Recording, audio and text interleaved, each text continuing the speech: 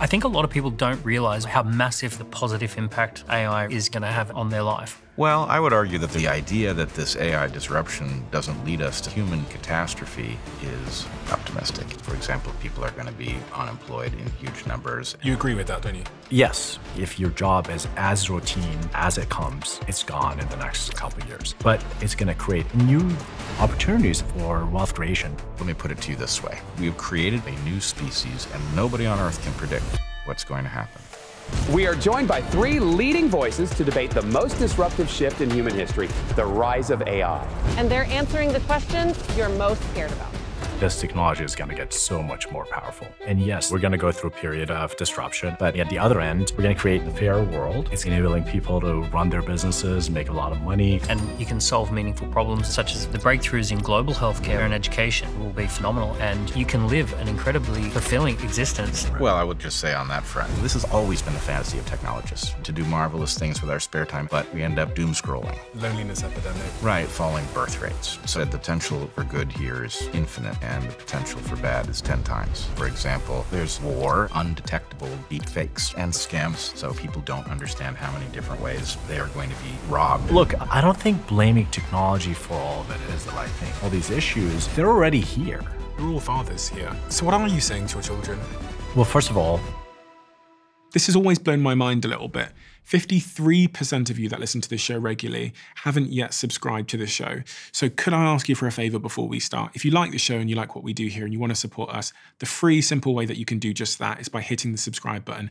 And my commitment to you is if you do that, then I'll do everything in my power, me and my team, to make sure that this show is better for you every single week. We'll listen to your feedback, we'll find the guests that you want me to speak to, and we'll continue to do what we do. Thank you so much.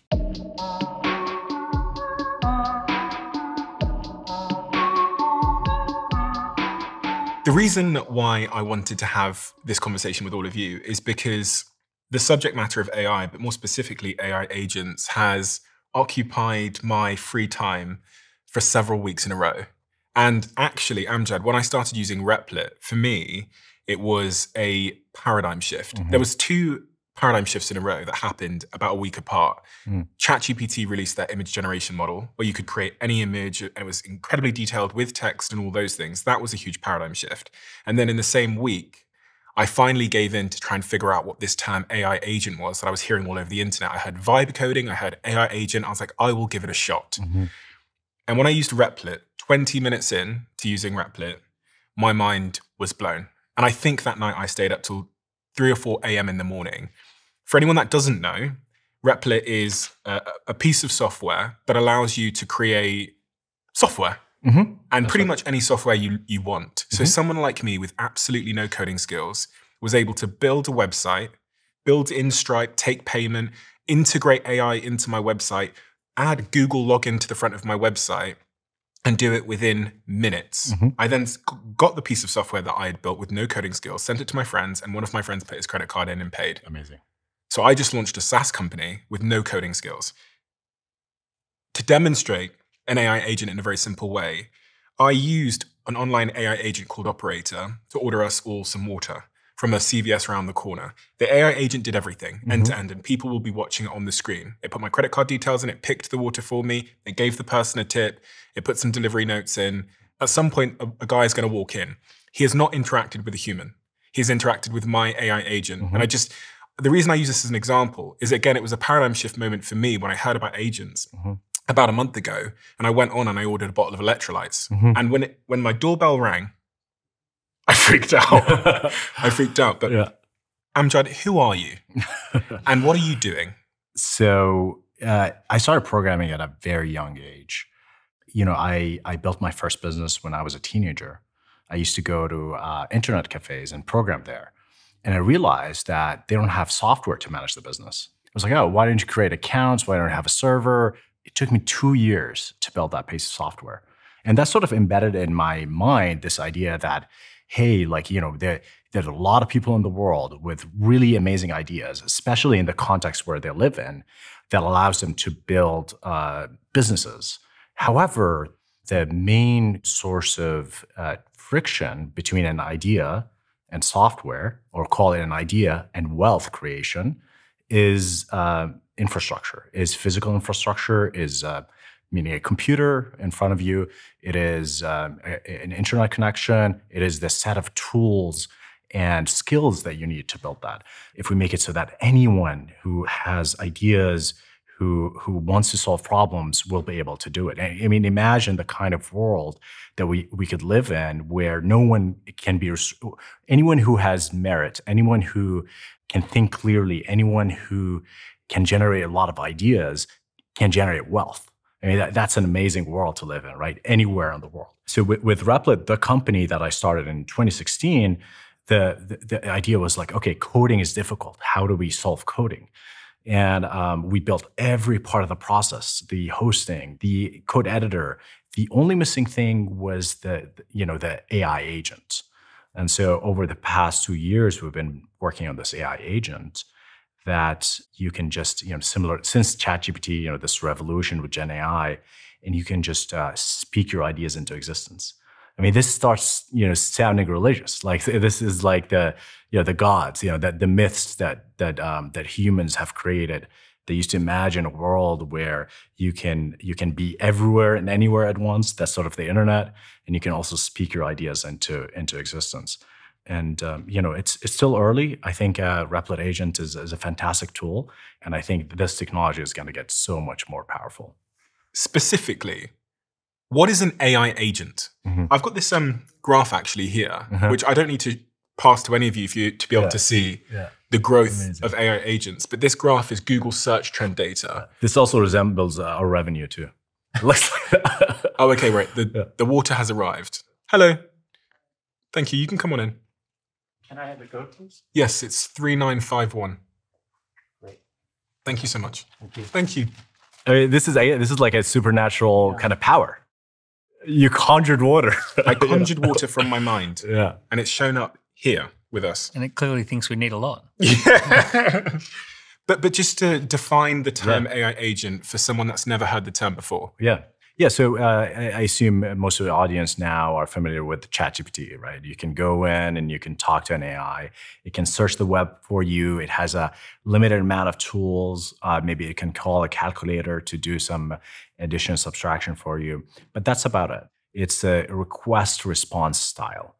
Agents are when you give it a request and they can work indefinitely until they achieve a goal or they run into an error and they need your help. It's an AI bot that has access to tools. Those tools are access to a web browser like Operator, access to a programming environment, say like Replit, access to credit cards. The more tools you give the agent, the more powerful it is. Of course, there's all these considerations around security and safety and all of that stuff. But the most important thing is that AI agent will determine when it finished executing. Today, AI agents can run for anywhere between 30 seconds to 30 minutes. There's a recent paper that came out that's showing that every 7 months, the number of minutes that the agent can run for is doubling. So we're at like 30 minutes now. In 7 months, we're going to be at an hour, then 2 hours. Pretty soon, we're going to be at days. And at that point, AI agent is doing labor, is doing kind of human-like labor. And actually, OpenAI's new model, O3, beat the expectation. So it sort of doubled coherence over long horizon tasks in just 3 or 4 months. So we're in this massive, and I mean, this exponential graph, that shows you the massive trend we're on. Bret, give us a little bit of your background, but also I saw you writing some notes there. There was a couple of words used there that I thought were quite interesting, especially considering what I know about you. The word God was used a few times. Well, let me just say I'm an evolutionary biologist, and probably for the purposes of this conversation, it would be best to think of me as a complex systems theorist.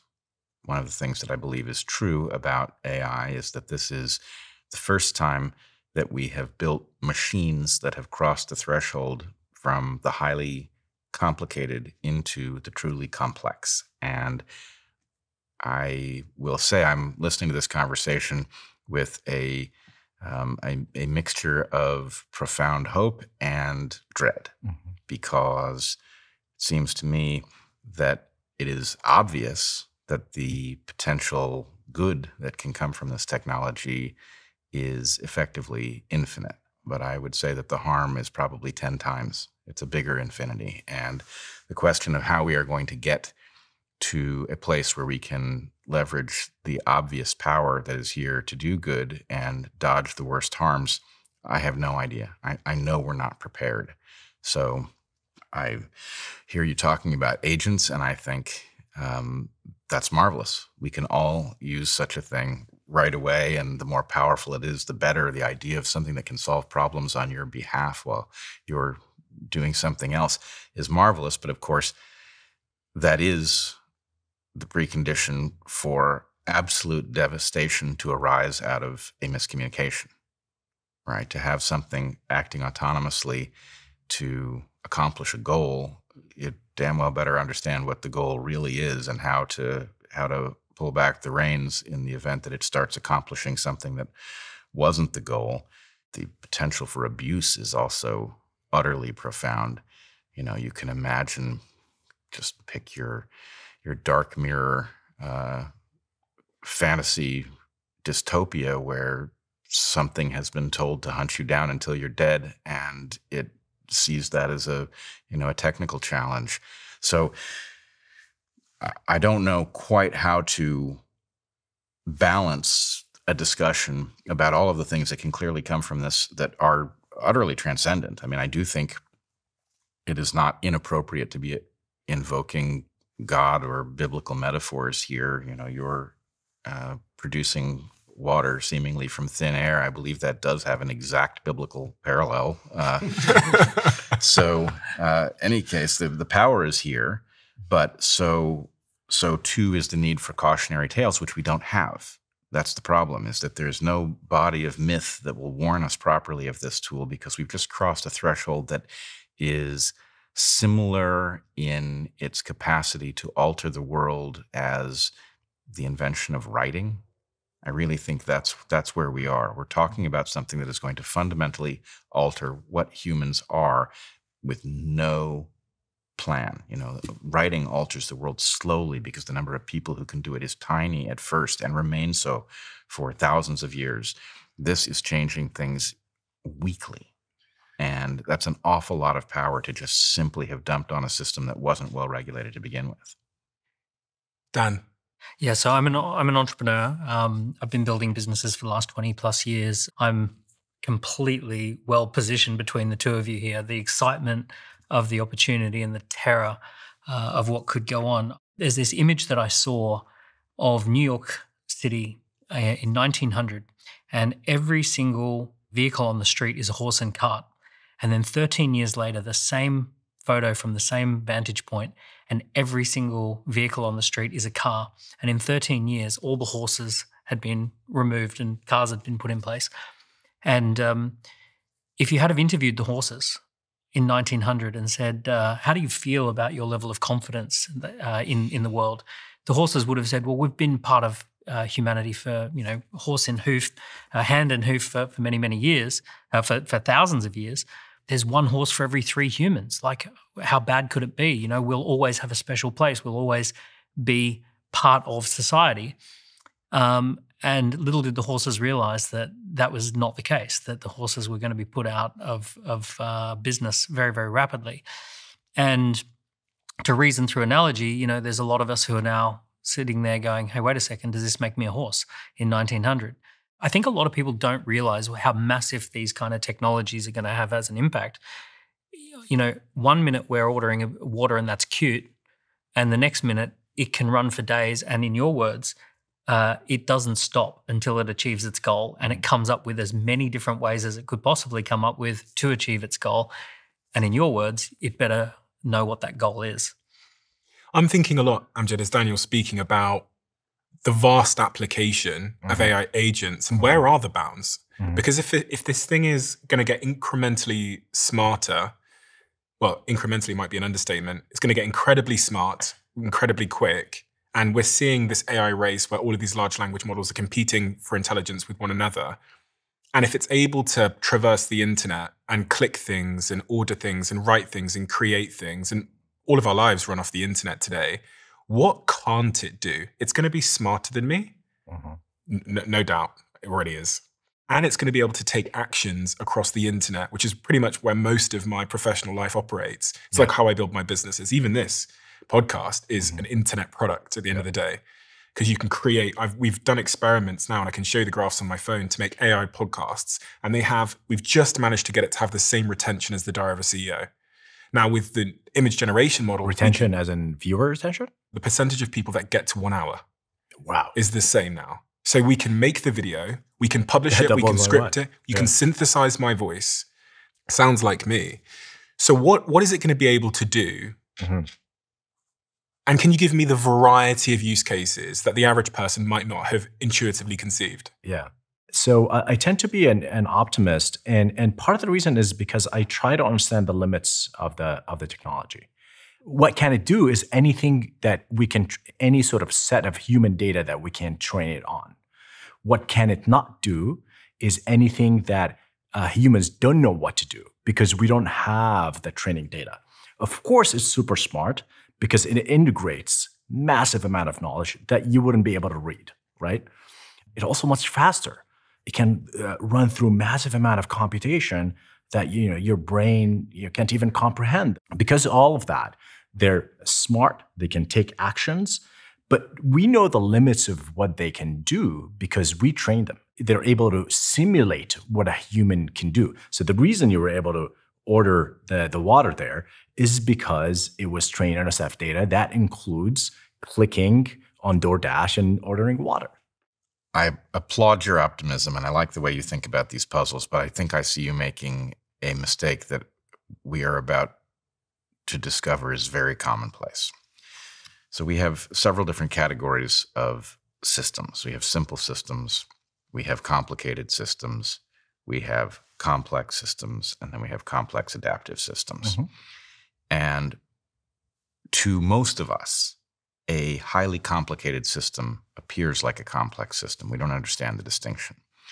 Technologists often master highly complicated systems, and they know, for example, a computer is a perfectly predictable system inside. It's deterministic.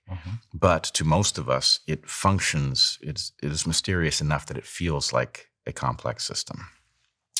And if you're in the position of having mastered highly complicated systems, and you look at complex systems and you think it's a natural extension, you fail to anticipate just how unpredictable they are. So even if it is true that today there are limits to what these machines can do based on their training data, I think the problem is to see what's going to happen. You really want to start thinking of this as the evolution of a new species that will continue to evolve. It will partially be shaped by what we ask it to do, the direction we lead it, and it will partially be shaped by things we don't understand. So how does this computer that we have work? Well, one of the things that it does is we plug them into each other. Using language, it's almost as if you've plugged an Ethernet cable in between human minds, and that means that the cognitive potential exceeds the sum of the individual minds in question. Your AIs are going to do that. And that means that our ability to say what they are capable of does not come down to, well, we didn't train it on that data. As they begin to interact, that feedback is going to take them to capabilities we don't anticipate and may not even recognize once they become present. That's one of my fears. This is an evolving creature, and it's not even an animal. If it were an animal, you could say something about what the limits of that capability are. But this is a new type of biological creature, and it will become capable of things that we don't even have names for. Even if it didn't do that, even if it just stayed within the boundaries that you're talking about, you mentioned about it having median level intelligence. Well, that by definition means 50% of the people on the planet are less intelligent than AI. To a degree, it's almost as if we've just invented a new continent of remote workers. There's billions of them. They've all got a master's or a PhD. They all speak all the languages. Anything that you could call someone or ask someone over the internet to do, they're there 24/7 and they're 25 cents an hour, if that. So like, if that really happened, like if we really did just discover that there were 1 billion extra people on the planet who all had PhDs and were happy to work for almost for free, that would have a massive disruptive impact on society. Like society would have to rethink how everyone lives and works and gets meaning. So like, and that's if it just stays at a median level of intelligence. Like it's pretty profound.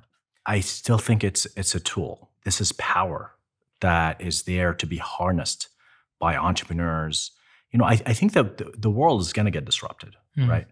And this post-war world that we created, where you go through life, you go through 12 years of education, you get to college, and you just check the boxes, you get a job. We can already see the fractures of that. It is, this American dream is perhaps no longer there, and so I think the world has already changed. And so, but like, what are the opportunities? Obviously, there are downsides. The opportunities is, for the first time, access to opportunity is equal. And I do think there's going to be more inequality. And the reason for this inequality is because actually Steve Jobs made this analogy. It's like the best taxi driver in New York is like 20% better than the average taxi driver.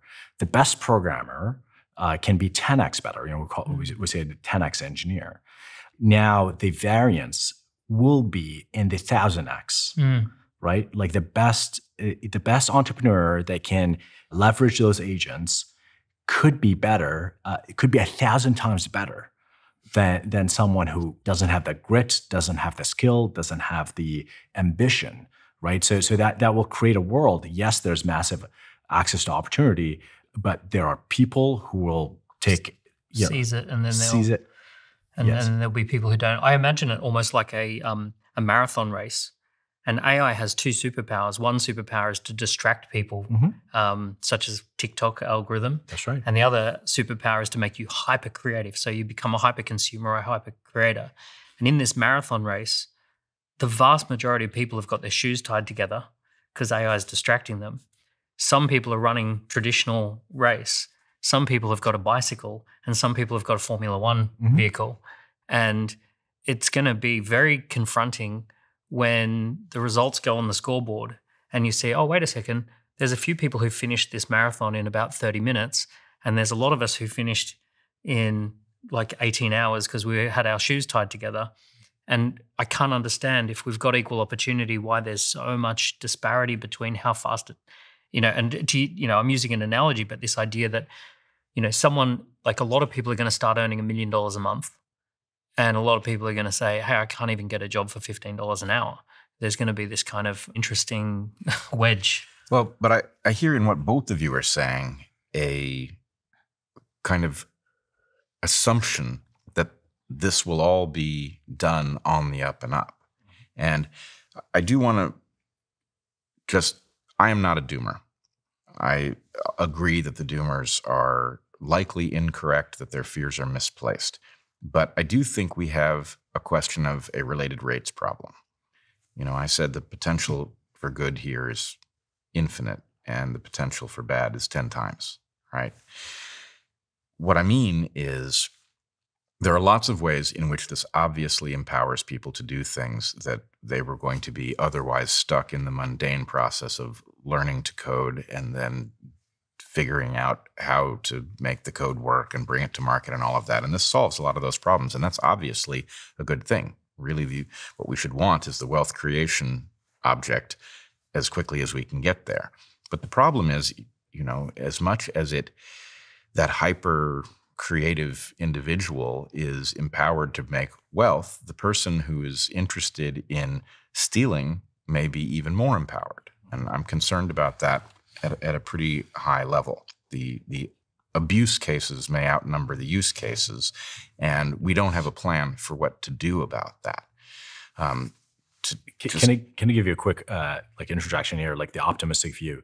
OpenAI invented the first version of GPT came out in 2019. 2020 was GPT-2. And so OpenAI, now they get a lot of criticism and lawsuit from Elon Musk that they're no longer open source, right? They used to be. The reason is in GPT-2, they said, we are no longer going to open source this technology because it's going to create opportunities for abuse, such as, influencing elections, stealing, grandma's credit card, and so on and so forth. Wouldn't you say, Bret, that it is kind of surprising how little abuse we've seen so far? I don't know how much abuse we've seen so far. I don't know how any of us do. And I also, even the example that you suggest, where ChatGPT is no longer open source to prevent abuse, I'm taking their word for it that that's the motivation. Where as a systems theorist, I would say, well, if you had a technology that was excellent at enhancing your capacity to wield power, then open sourcing it is a failure to capitalize on that, and that the most remunerative use is to keep it private and then either sell the ability to manipulate elections to people who want to do so, or sell the ability to have it kept off the table for people who don't. And I would expect that that's probably what's going on. If you have a technology as transformative as this, giving it away for free is counterintuitive, which leaves those of us in the public more or less at the mercy of the people who have it. So I don't see the reason for comfort.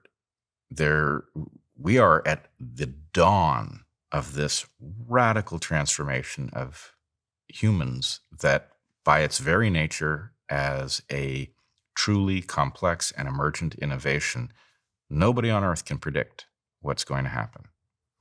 We're on the event horizon of something.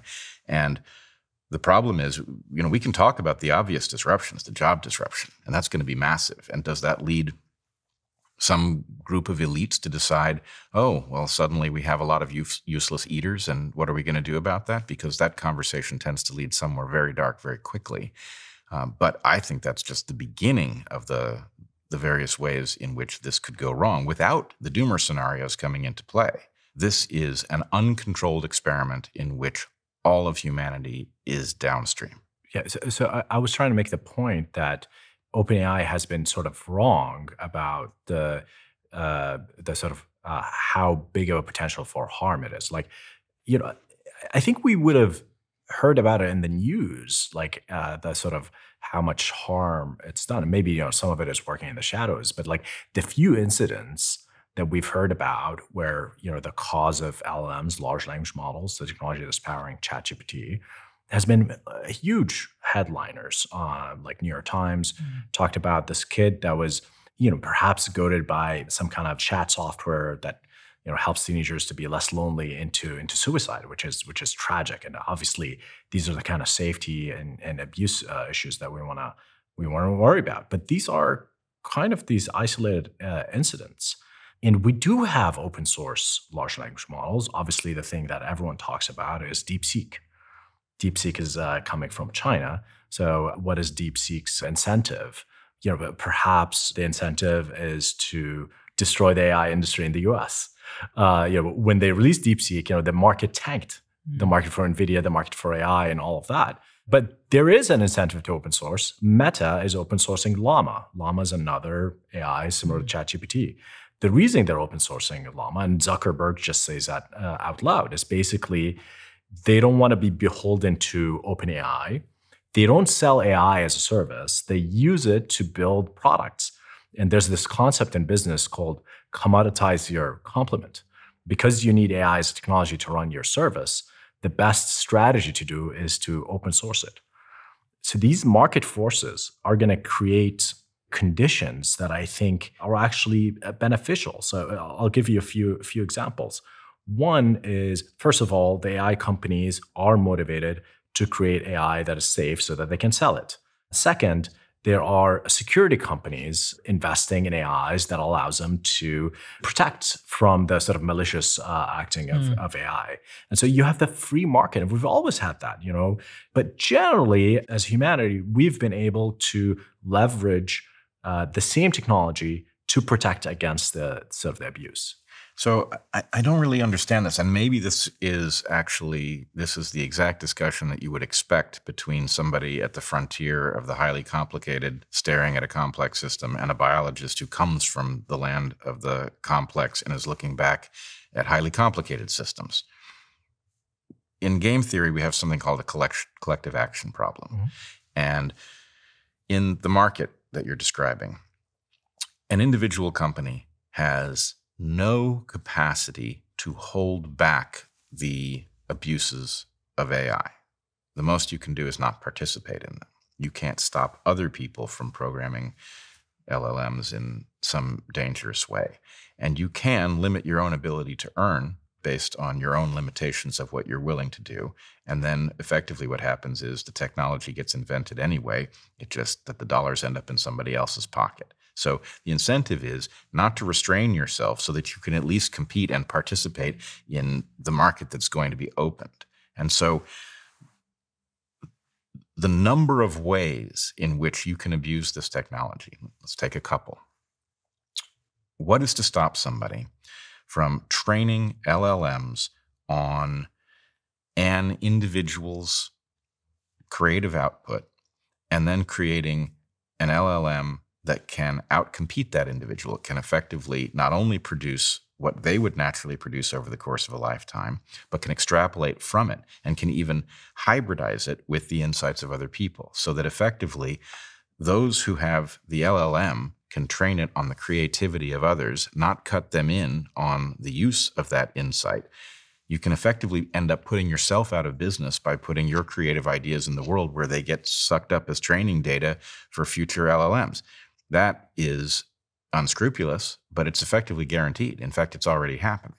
So that's a problem. And likewise, what would stop somebody from interacting with an individual and training an LLM to become like a personalized con artist, something that would play exactly to your blind spots? That does happen. That is starting to happen. People get phone calls and it sounds like their daughter, and I've lost my phone and I'm borrowing a friend's phone and all of that sort of stuff.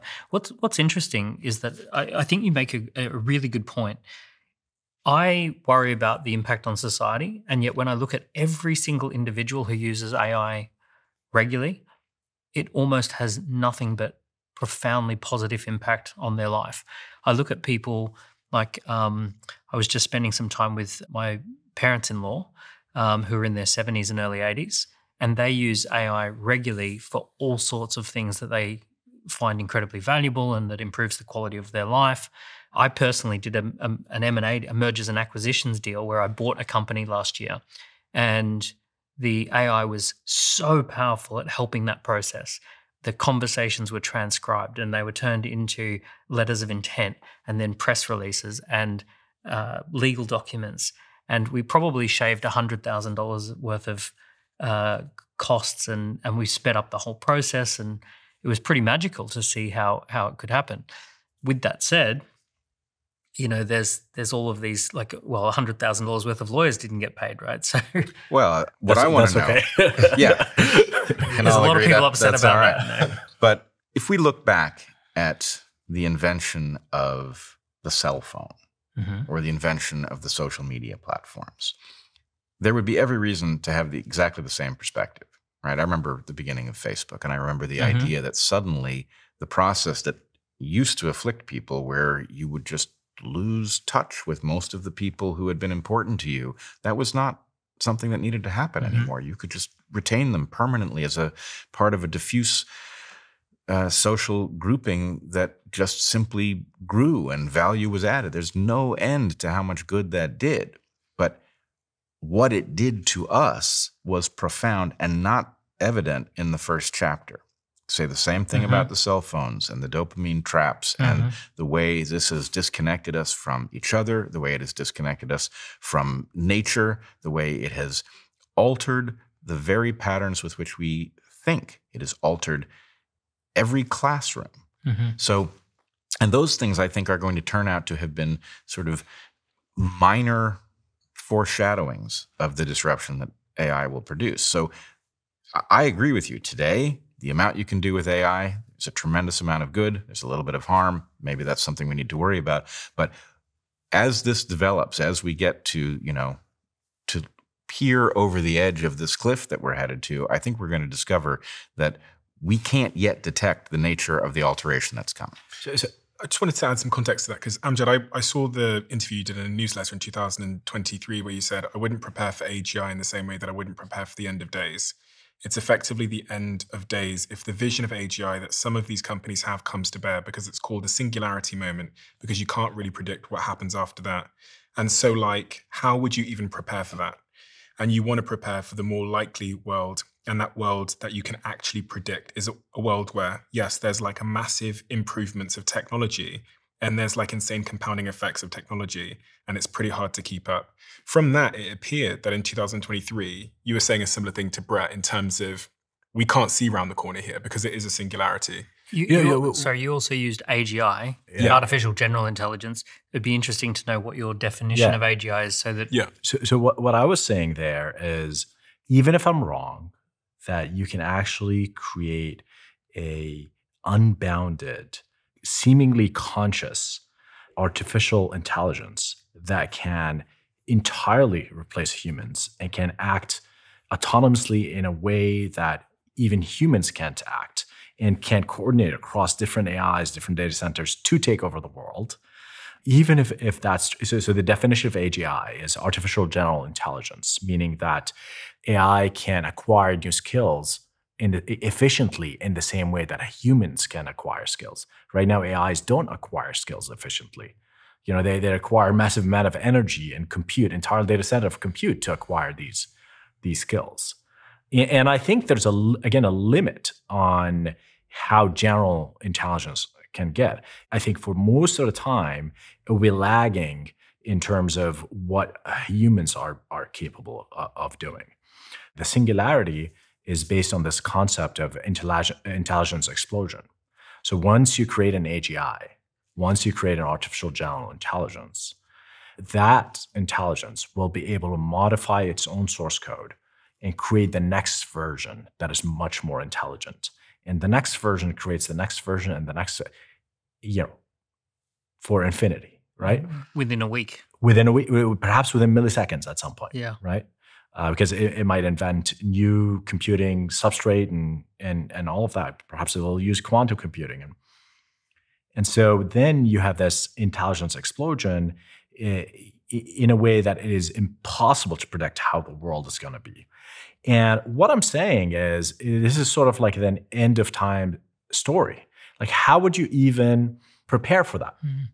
So if that's coming, why would I spend my time preparing for, I think it's unlikely to happen. Can't see around the corner. Yeah, but I'd rather prepare, what I was saying there, I'd rather prepare for the more likely world in which we have access to tremendous power, but the world's not ending and humans are still important. I don't know why you say more likely. I mean, I think the structure of your argument is sound. You would prepare for the world that might happen, for which you can prepare. There's literally no point in trying to prepare for a world you can't predict at all. The only thing you can do is just sort of upgrade your own skills and pay attention. But if I have one message for the technologists, it's that your confidence about what this can and cannot do is misplaced, because you have, without noticing, stepped into the realm of the truly complex. In the truly complex, your confidence should drop to near zero that you know what's going on. Are these things conscious? I don't know. But will they be? Highly likely they will become conscious, and that we will not have a test to tell us whether that has happened.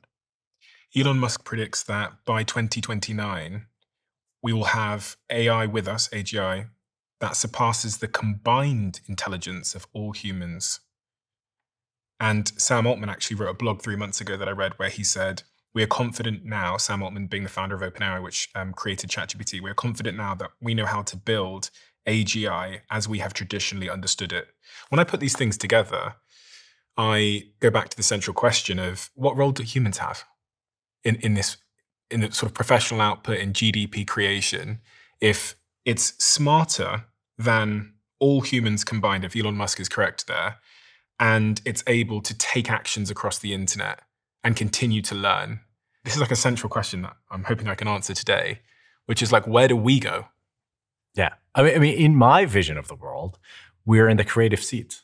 We're sitting there where we are controlling swarms of intelligent being to do our job. You know, the way you run your business, for example, you're sitting at a computer, you have an hour to work, and you're going to launch like 1,000 SDR, sales, representative to go like grab as many leads as possible. And you're generating a new update on Replit for your website here. And then on this side, you have an AI that's crunching data about your existing business to figure out how to improve it. And these AIs are kind of somehow all coordinating together. And I am trying to privilege the human. Like, this is my mission, is to build tools for people. I'm not building tools for agents, and agents are a tool.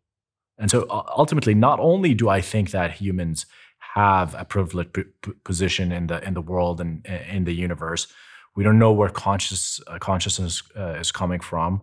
We don't really have the science to explain it. I think humans are special. That's one side, is my belief that humans are special in the world. And another side, which I understand that the technology today, and I think for the foreseeable future, is going to be a function of us training data. So there was this whole idea, like, what if ChatGPT generates pathogens?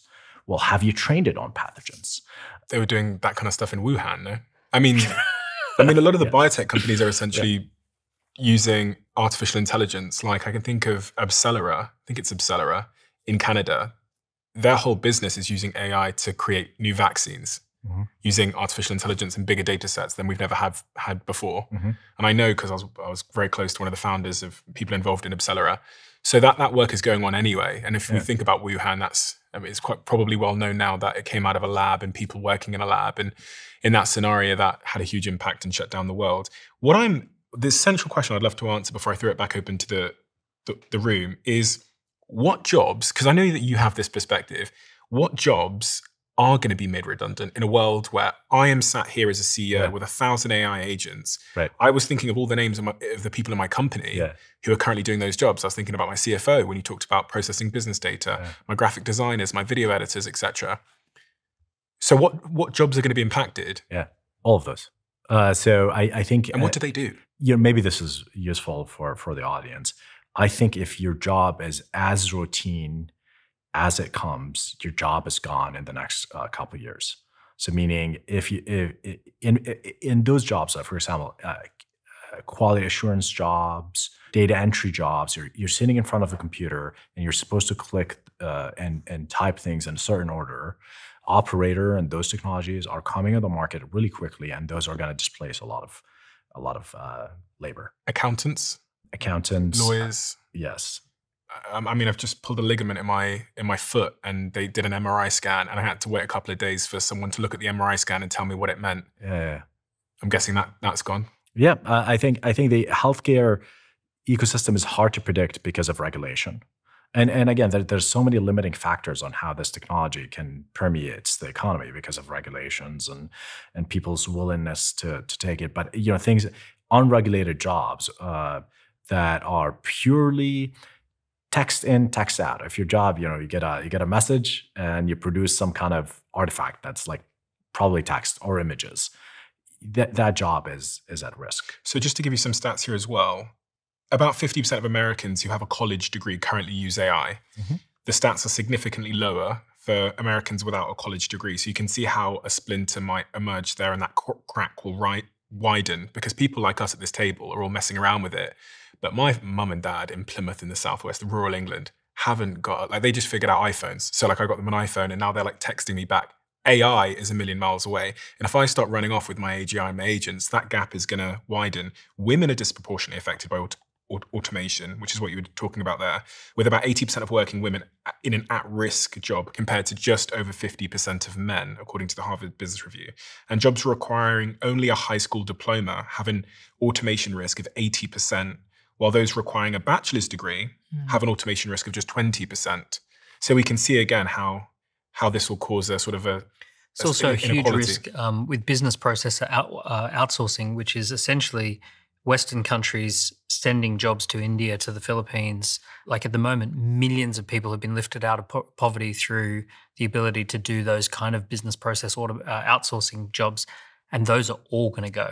But they're going to have 1,000 employees. But also, these people are actually already transitioning to training AIs. Mm-hmm. You know, so there's going to be a massive industry around training AIs until they're trained. Well, no, you have to continuously acquire new skills, and this is what I'm talking about. I mean, this is, again, if AI is a function of its data, then you need increasingly more data. And by the way, we ran out of internet data. I was actually thinking, interestingly, that this might not be great for the United States or the UK, the Western world, because it is going to be a leveler. Yeah. Where now a kid in India doesn't need a Silicon Valley office and $7 million in investment to throw up a software company, basically. My belief is that, so I have a more broad definition of AGI and the singularity. And for me, AGI is, do we have artificial general intelligence in terms of, generally speaking, can AI just do stuff that humans used to be able to do? And we've already crossed that point. We have this general intelligence that we can now all access. And 800 million people a week are now using ChatGPT. It's exploded in the last 3 months. And then to me, a singularity, when the first tractor went out onto a farm, for me, that was a singularity moment because everyone who worked in farming, it used to take 100 people to plow a field.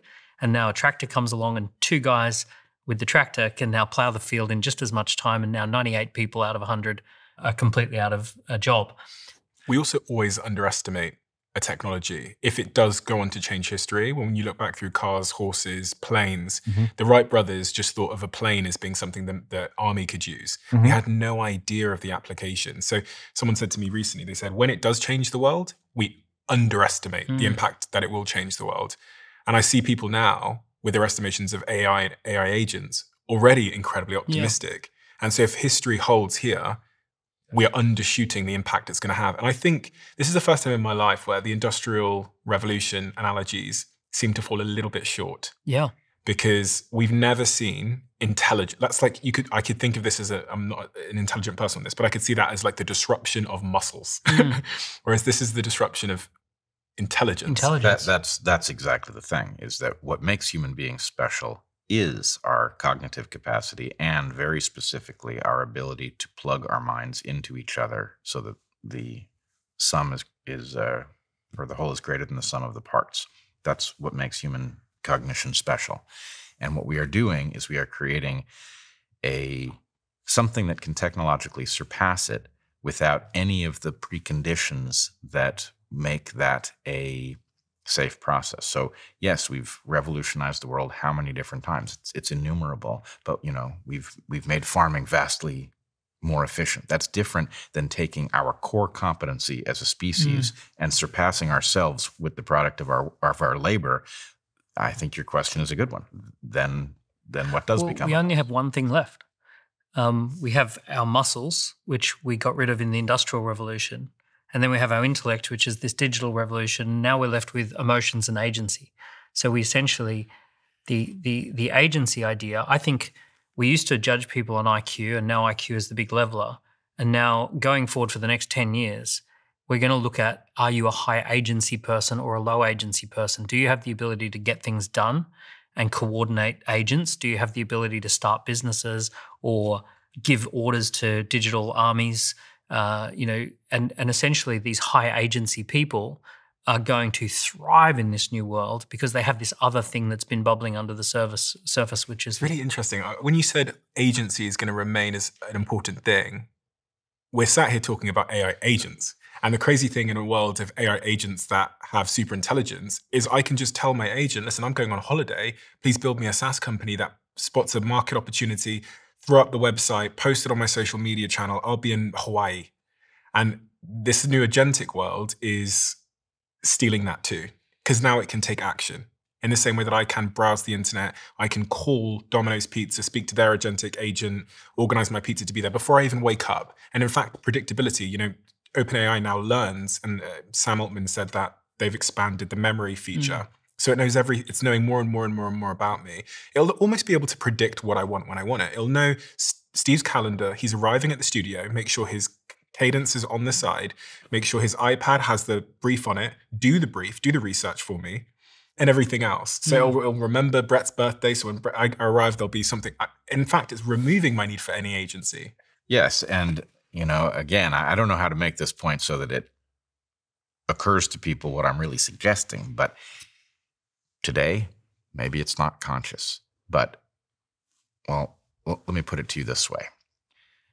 If you're conscious, you started out as a child that wasn't. And although this may not fully encapsulate it, you are effectively an LLM, right? You go from an unconscious infant to a highly conscious adult. And the process by which you do that has a lot to do with being trained effectively on words and other things in an environment in exactly the way that we now train these AIs. So the idea that we can take consciousness off the table, it won't be there till we figure out how to program it in and we're safe because we don't know how consciousness works. I take the opposite lesson.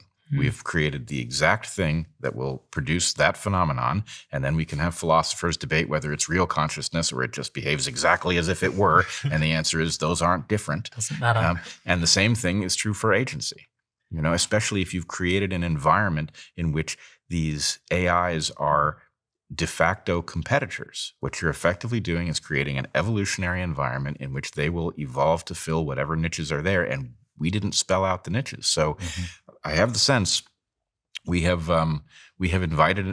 created something that truly is going to function like a new kind of life. And it's especially troubling because it speaks our language. So that leads us to believe it's more like us than it is. And it's actually potentially quite different. So, but by the way, he's the optimist here. Right? He's so optimistic about LLMs and how they're gonna evolve. Yes, it's amazing. It's amazing technology. Like, I think it raised global IQ, right? Like 800 million people. Like 800 million people are that much more intelligent and emotionally intelligent as well. Like, I know people who previously were very coarse and they kind of rob people the wrong way. They would say things in not so polite way. And then suddenly they started putting what they're saying through ChatGPT in order to kind of make it kinder and nicer, and they're more liked now. And so not only is it making us more intelligent, but also it allows us to be the best version of ourselves. And the scenario that you're talking about, I don't know what's wrong with that. Like, I would want less agency in certain places. Like, I would want something to help me not, open up a peanut butter jar at night. Right? There are places in my life where I need more control and I would rather cede it to some kind of entity that could help me make better choices. I mean, unfortunately, even if there is some small group of elites that are able to go to Hawaii while something else does the mundane details of their business building, we are rather soon going to be faced with a world that has billions of people who do not have the skills to leverage AI. Some of them will be necessary for a time. You're going to need plumbers. But this is also not a long-term solution because not only are there not enough of those jobs, but of course we have humanoid robots that once imbued with AI capacity will also be able to take, they'll be able to crawl under your house into the crawl space and fix your plumbing. So what typically happens when you have a massive economic contraction that arises from the fact that a huge number of people are out of work is that the elites start looking at those people and thinking, well, we don't really need them anyway. And so the idea that this AI disruption doesn't lead us to some very human catastrophe, I think, is overly optimistic, and that we need to start preparing right now. What are the rights of a person who has had whatever it is that they've invested in completely erased from the list of needs? Is that person responsible for not having anticipated AI coming? And is it their problem that they are now starving and they're being eyed by others as, a useless eater? I don't think so. How is it different than when the what's it called? The looming machine came, and the textile workers, that resulted in the Luddite sort of revolution. How is it different than any time in history when technology automated a lot of people out of jobs? I would say scale and speed. That's how it's different. And the scale and speed is going to result in an unprecedented catastrophe, because the rate at which people are going to be simultaneously sidelined, not just in one industry, but across every industry, is just simply and it also new. did actually happen. There was an for the first 50 years of industrialization, from like late 1700s to early 1800s, the Charles Dickens novels are essentially people coming from the farms who were displaced, arriving in cities, kids living on the streets. The British decided to pick everyone up and send them over to Australia, which is where I came from. There was this massive issue of displacement. I think we're going to go into a high velocity economy where, rather than this long arc of career that lasts 45 years, we're going to have these very fast careers that last 10 months to 36 months. And you invent something, you take it to market, you put together a team of 5 to 10 people who work together. You then get disrupted. Can I mention a story here? There's an entrepreneur that used Replit in a similar way. His name is Billy Howell. You can find him on YouTube, on the internet. He would go to Upwork, and he would find what people are asking for, different requests for certain apps, technologies. Then he would take what they're asking for, put it into Replit, make it an application, call them, tell them, I already have your application. Would you pay $10,000 for it? And so that's sort of an arbitrage opportunity that's there right now. That's not arbitrage, that's theft. What is it? How is it theft? You have somebody who has an idea that can be brought to market, and somebody else is cryptically detecting it and then selling back their own idea to them. Well, they're paying them to do that.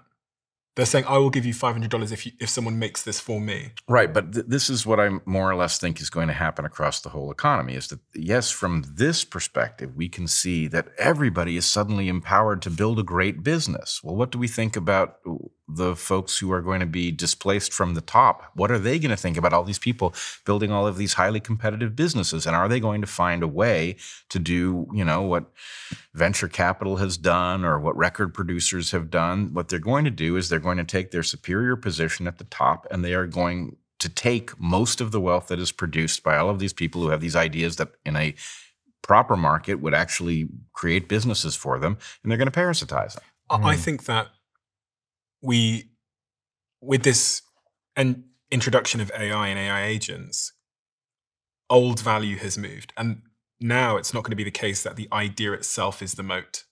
And it's not going to be the case that resources are the moat. So in such a scenario, you still have to figure out distribution. You still have to have, for example, like an audience.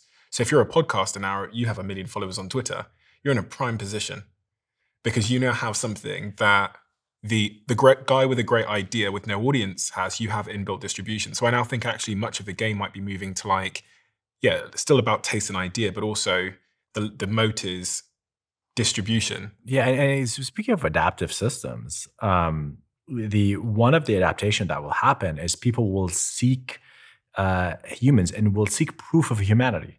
Oh, I agree that authenticity is going to become the coin of the realm, and anything that can be faked or cheated is going to be devalued, and things, spontaneous jazz or comedy that is interactive enough that it couldn't possibly have been generated with the aid of AI. Those things are going to become prioritized.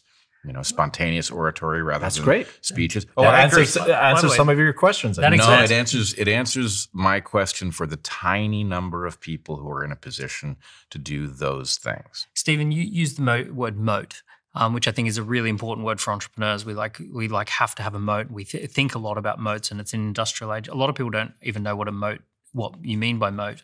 It's just the thing I often think about this idea of what are the moats that are left. So to define how I define a moat, you've got a castle, and it's got like a small circle of water around it. And once upon a time, that circle of water defended the castle from attack. And you could pull up the drawbridge so nobody could attack you very easily. It's a defense from something. So it's your shield, it's your defense. And once upon a time as an entrepreneur, I've got a software company in San Francisco called Third Web, and we raised almost $30 million. We have a team of 50 great developers. And much of our moat was, you can't compete with us because you don't have the 50 developers and the $30 million in the bank. How much of that 30 million went to coding? The vast majority of it. I mean, what else are we going to do? What else? This is a good thing. I think moats are a bad thing. Okay, let me make the argument there.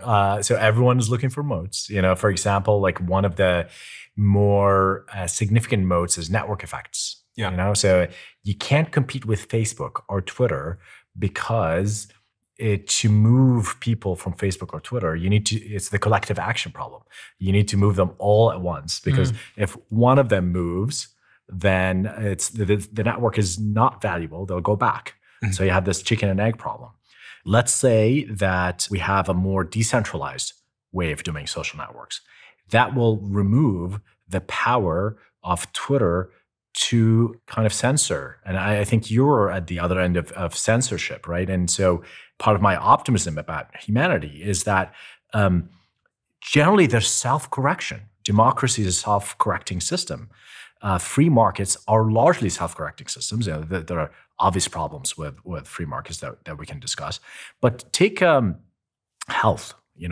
There is obesity epidemic. This period of time when companies, ran loose, kind of making this sugary, salty, fatty kind of snacks, and everyone gorged on them, and everyone got very, unhealthy.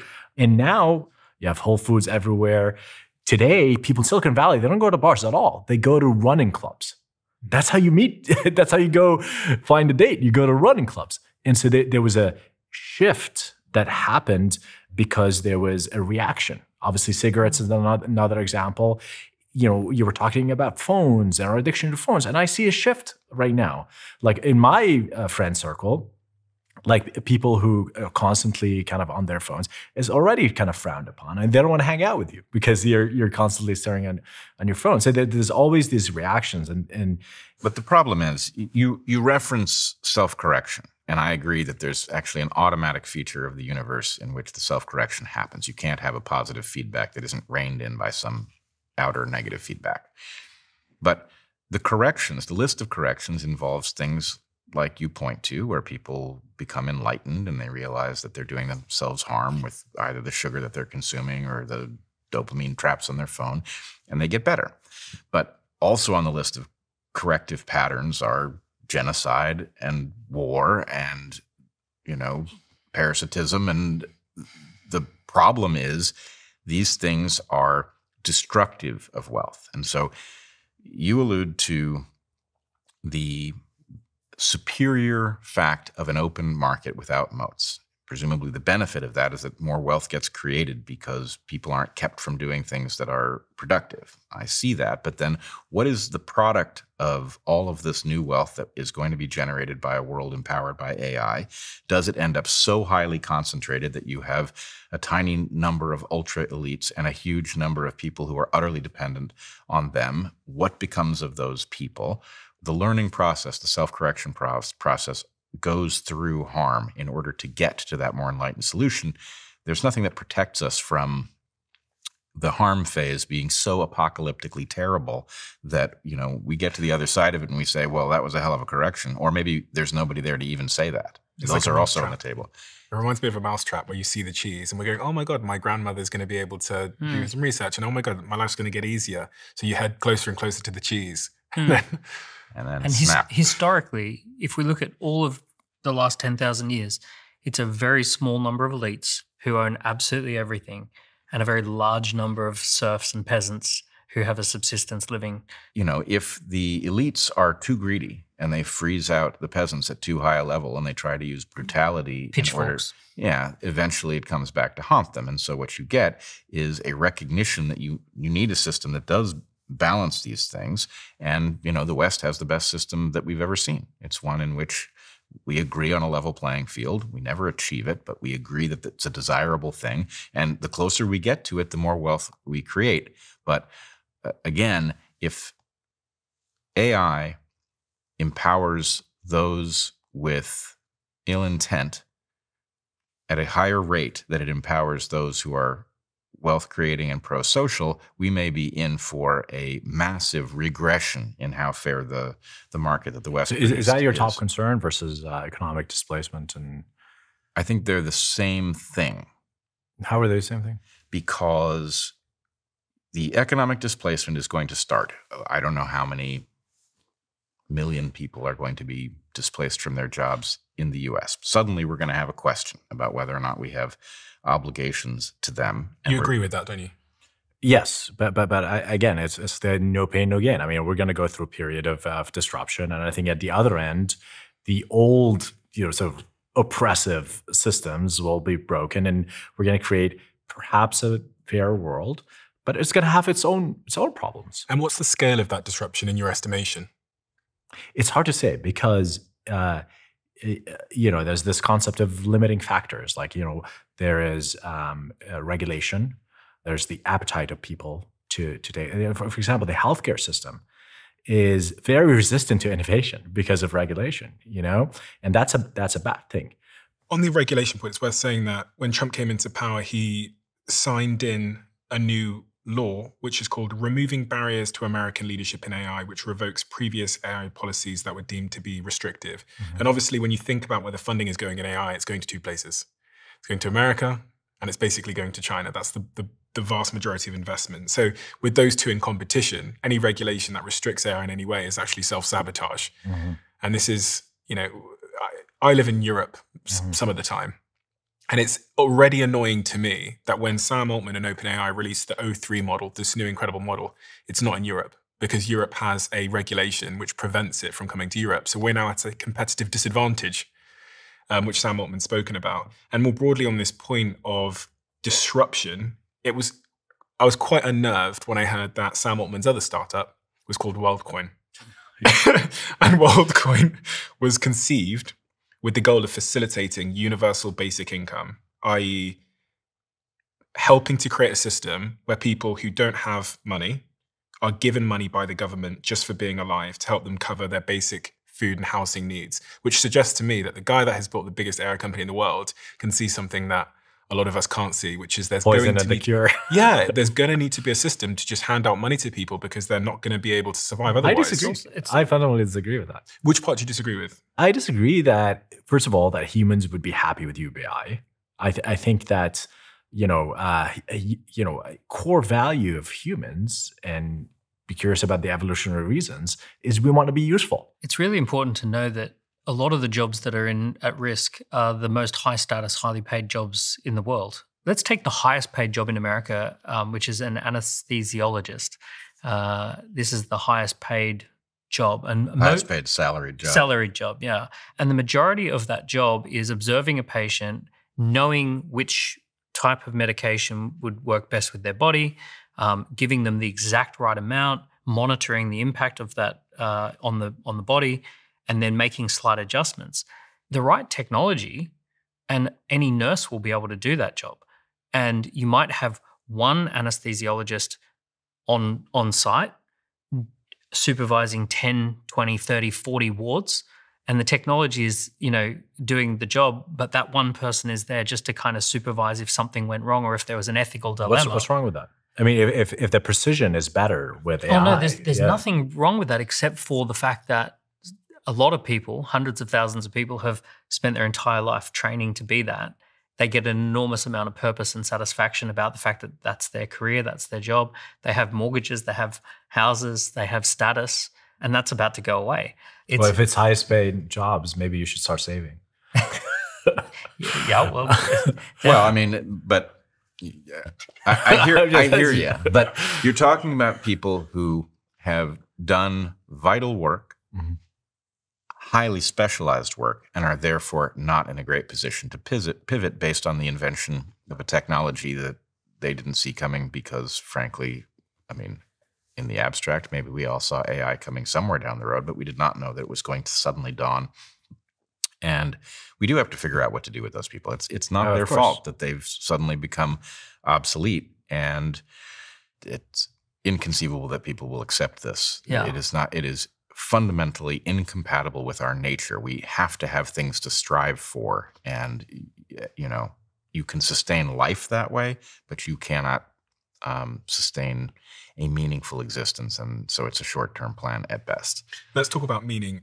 On that point of job displacement, this is already happening. Klarna's CEO, who has been on this podcast before, a great guy, said on a blog post that they published on Klarna's website, saying that they now have AI customer service agents handling 2.3 million chats per month, which is equal to having to hire 700 full-time people to do that. So they've already been able to save on 700 customer service people by having AI agents to do that. And they actually got rid of those 700 jobs, right? I don't have that information in front of me, but I'll have a look. I'll throw it up on screen for anyone that wants context on that. But that's already happening. This isn't some anesthetologist or something. And these aren't high-paid people in every case. We've done something similar, by the way. We've internally replaced that function for 70%. Yeah, I mean, our company, we're 65 people, and we make millions per head.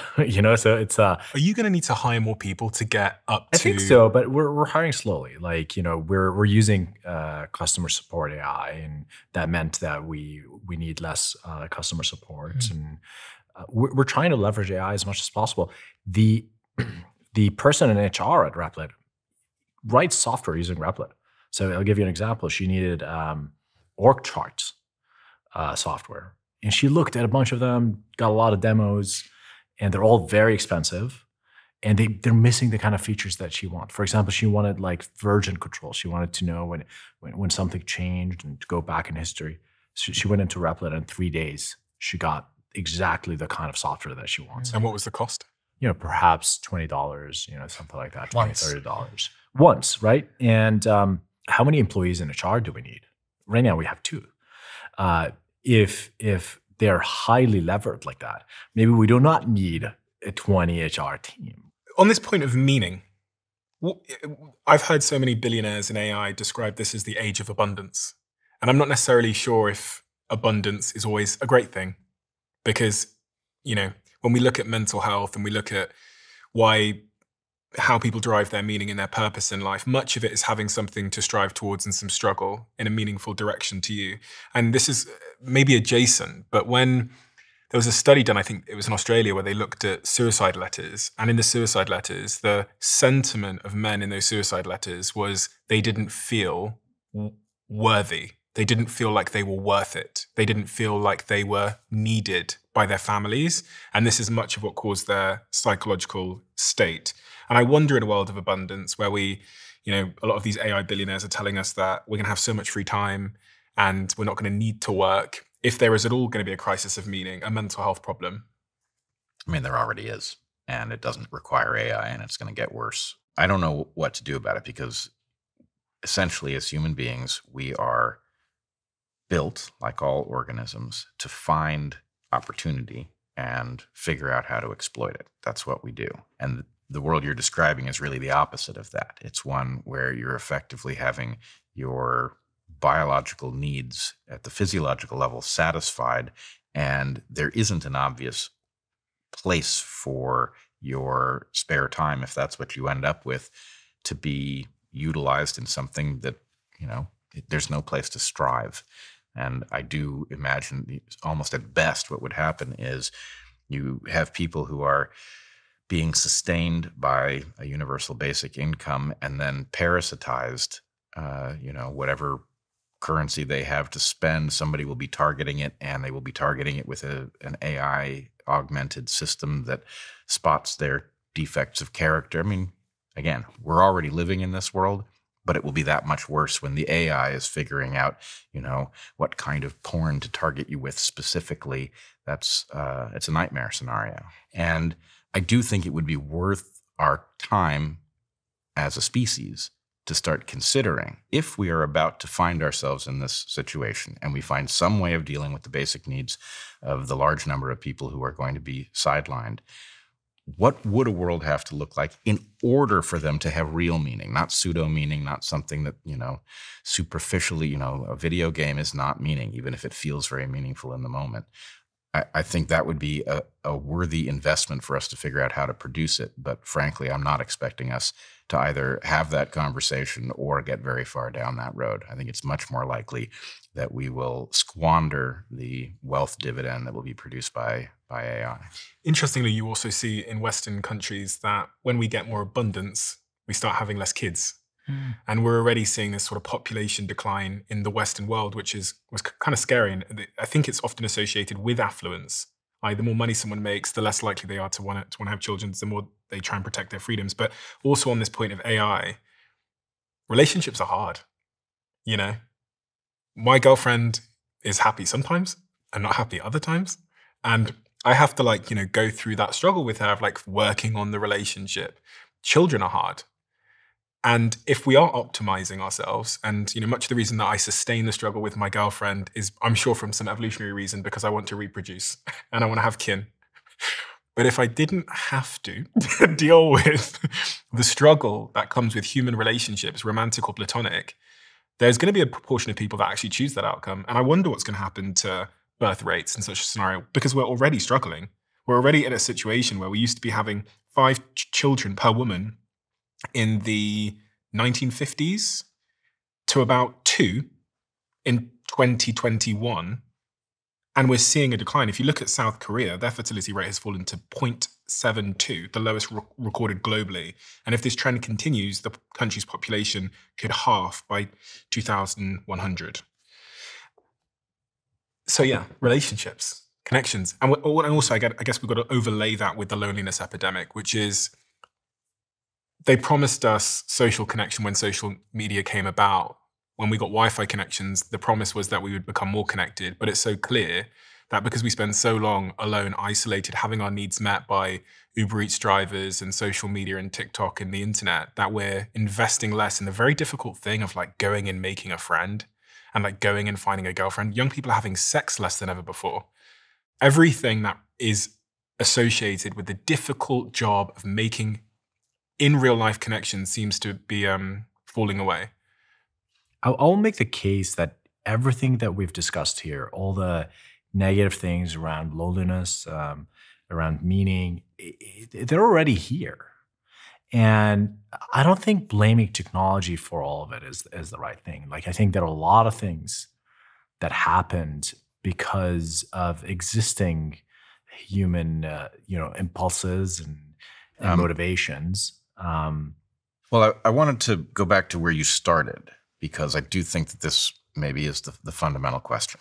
Why is it that we are already living in a world that is not making us happy? And is that the responsibility of technology? And I don't think it's exactly technology. Human beings, among our gifts, are fundamentally technological, whether we're talking about quantum computing or flint knapping an arrowhead. What has happened to us that has created the growing, spreading, morphing dystopia is a process that Heather and I, in our book, A Hunter-Gatherer's Guide to the 21st Century, call hypernovelty.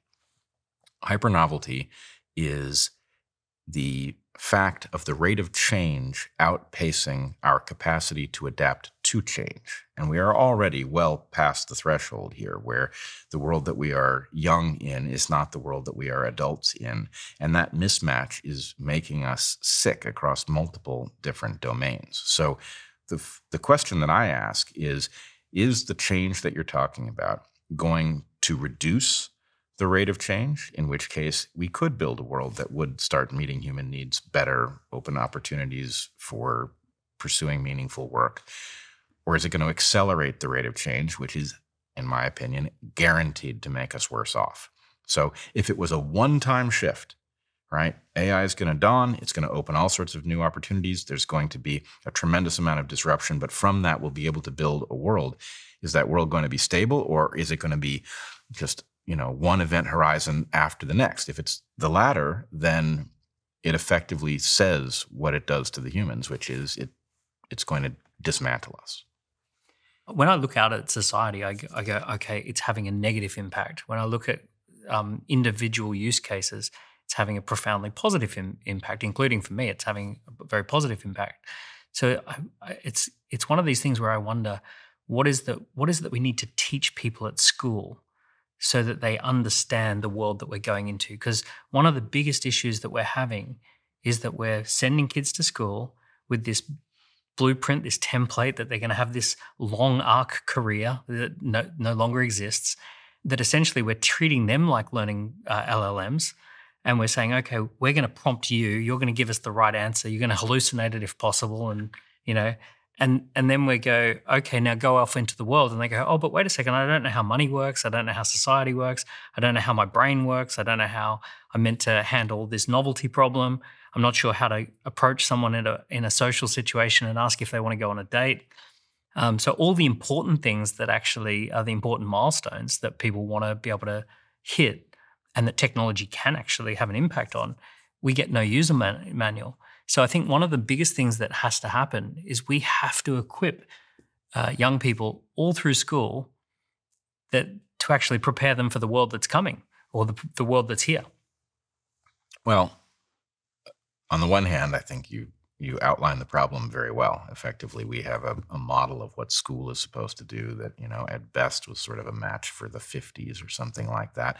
And it woefully misses the mark with respect to preparing people for the world they actually face. If we were going to prepare them, I would argue that the only toolkit worth having at the moment is a highly general toolkit. The capacity to think on your feet and pivot as things change is the only game in town with respect to our ability to prepare you in advance. Maybe the other auxiliary component to that would be teaching you what we know, which is frankly not enough, about how to live a healthy life, right? If we could induce people into the kinds of habits of behavior and consumption of food and then train them to think on their feet, they might have a chance in the world that's coming. But the fly in the ointment is we don't have the teachers to do it. We don't have people who know, and that is the question, is could the AI actually be utilized in this manner to actually induce the right habits of mind for people to live in that world? I spend a lot of time in education technology. One thing that is, as we say on the internet, a black pill about education in general, education intervention, is there's a lot of data that shows that there are very little interventions you can make in education to generate better outcomes. And so, there's been a lot of experiment around pedagogy, around, how to configure the classroom that have resulted in very marginal improvements. There's only one intervention, and this has been reproduced many times, that creates 2 sigma, 2 standard deviation positive outcomes in education, meaning you're better than 99% of everyone else. And that is one-on-one tutoring. I thought so. Yeah, I was going to say smaller classrooms and personalization. One-on-one tutoring, yeah. And by the way, if you look, someone also did a survey of all the geniuses, the Einsteins of the world, and found that they all had one-on-one tutoring. They all had someone in their lives that took interest in them and tutored them. So what can create one-on-one tutoring opportunity for every child in the world? AI. AI. My kids use it, and it's incredible. Yeah. As in, they're interacting and it's adapting to their speed. Yes. And it's giving them different analogies to work with. So my son was learning about division, and it's asking him to smash glass and how many pieces he smashes it into with this hammer. And, and it's saying things like, no, Xander, go for it. Really smash it. And he's loving it, right? Is that synthesis? Yeah. Yeah, I'm an investor in this company. Oh, well, it's great to watch that simulated one-on-one tutoring because it's talking to him, it's asking him questions. Bret, you're an educator. You spent much of your life teaching people in universities. How do you receive all of this? Well, on the one hand, I agree that the closer to one you get, the better. But I also personally believe that 0 to 1 is best. And what I mean by that is part of what's gone wrong with our educational system is that it is done through abstraction And effectively, the arbiter of whether you have succeeded or failed in learning the lesson is the person at the front of the room. And that's okay if the person at the front of the room is truly insightful, and it's terrible if the person at the front of the room is lackluster, which happens a lot. So what doesn't work that way is interaction with the physical world, in which nobody has to tell you whether you've succeeded or failed. If you're faced with an engine that doesn't start, you can't argue it into starting. You have to figure out what the thing is that has caused it to fail, and then there's a great reward when you alter that thing and suddenly it fires up. So I'm a big fan of being as light-handed as possible and as concrete as possible in teaching. In other words, when I've done it, and not just with students, but with my own children, I like to say as little as possible, and I like to let physical systems tell the person when they've succeeded or failed, and that creates an understanding. You can extrapolate from one system to the next, and you know that you're not just extrapolating from one person's misunderstanding, you're extrapolating from the way things actually work. So I don't know if AI can be leveraged in that context. My sense is there's probably a way to do it, but one would have to be deliberate about it. Especially with robotics and humanoid robots. Actually, that is the place where you can do this, is with robotics. That it seems to me, yeah. Well, robotics will teach you the physical computing part of it, and then the question is, how do you infuse this with AI so that it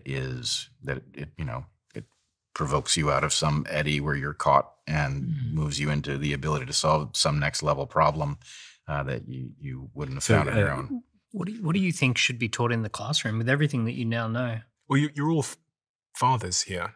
You all have your own children. So it's a good question for you. How old are your kids? 3 and 5. 19 and 21. And 6, 7, and 10.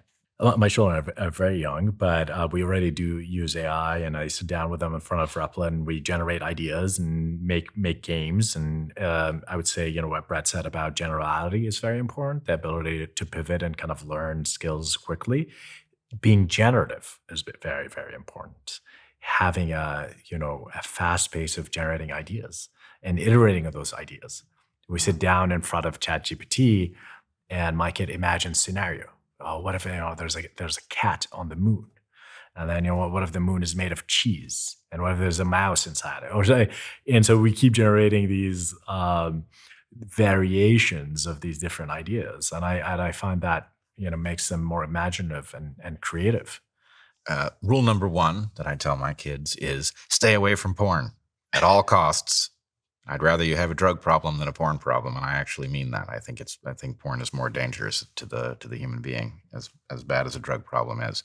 But when we get to the question of how to confront the world and the things that you're going to be expected to do in the workplace and all of that, my point to them is you are facing the dawning of the age of complex systems that you are going to have to interact with. And in the age of complex systems, you have to understand that you cannot blueprint a solution, and you have to approach these systems with a upgraded toolkit of humility, because the ability of the system to do something you don't predict is much greater than a highly complicated system. So you have to anticipate that and be very sensitive to the fact that what you intended to happen is not what's going to happen. So you have to monitor the unintended consequences of whatever your action is, and that there are really 2 tools which work, one of which you just mentioned, which is the prototyping. You prototype things. You don't imagine that I know the solution to this and I'm going to build it.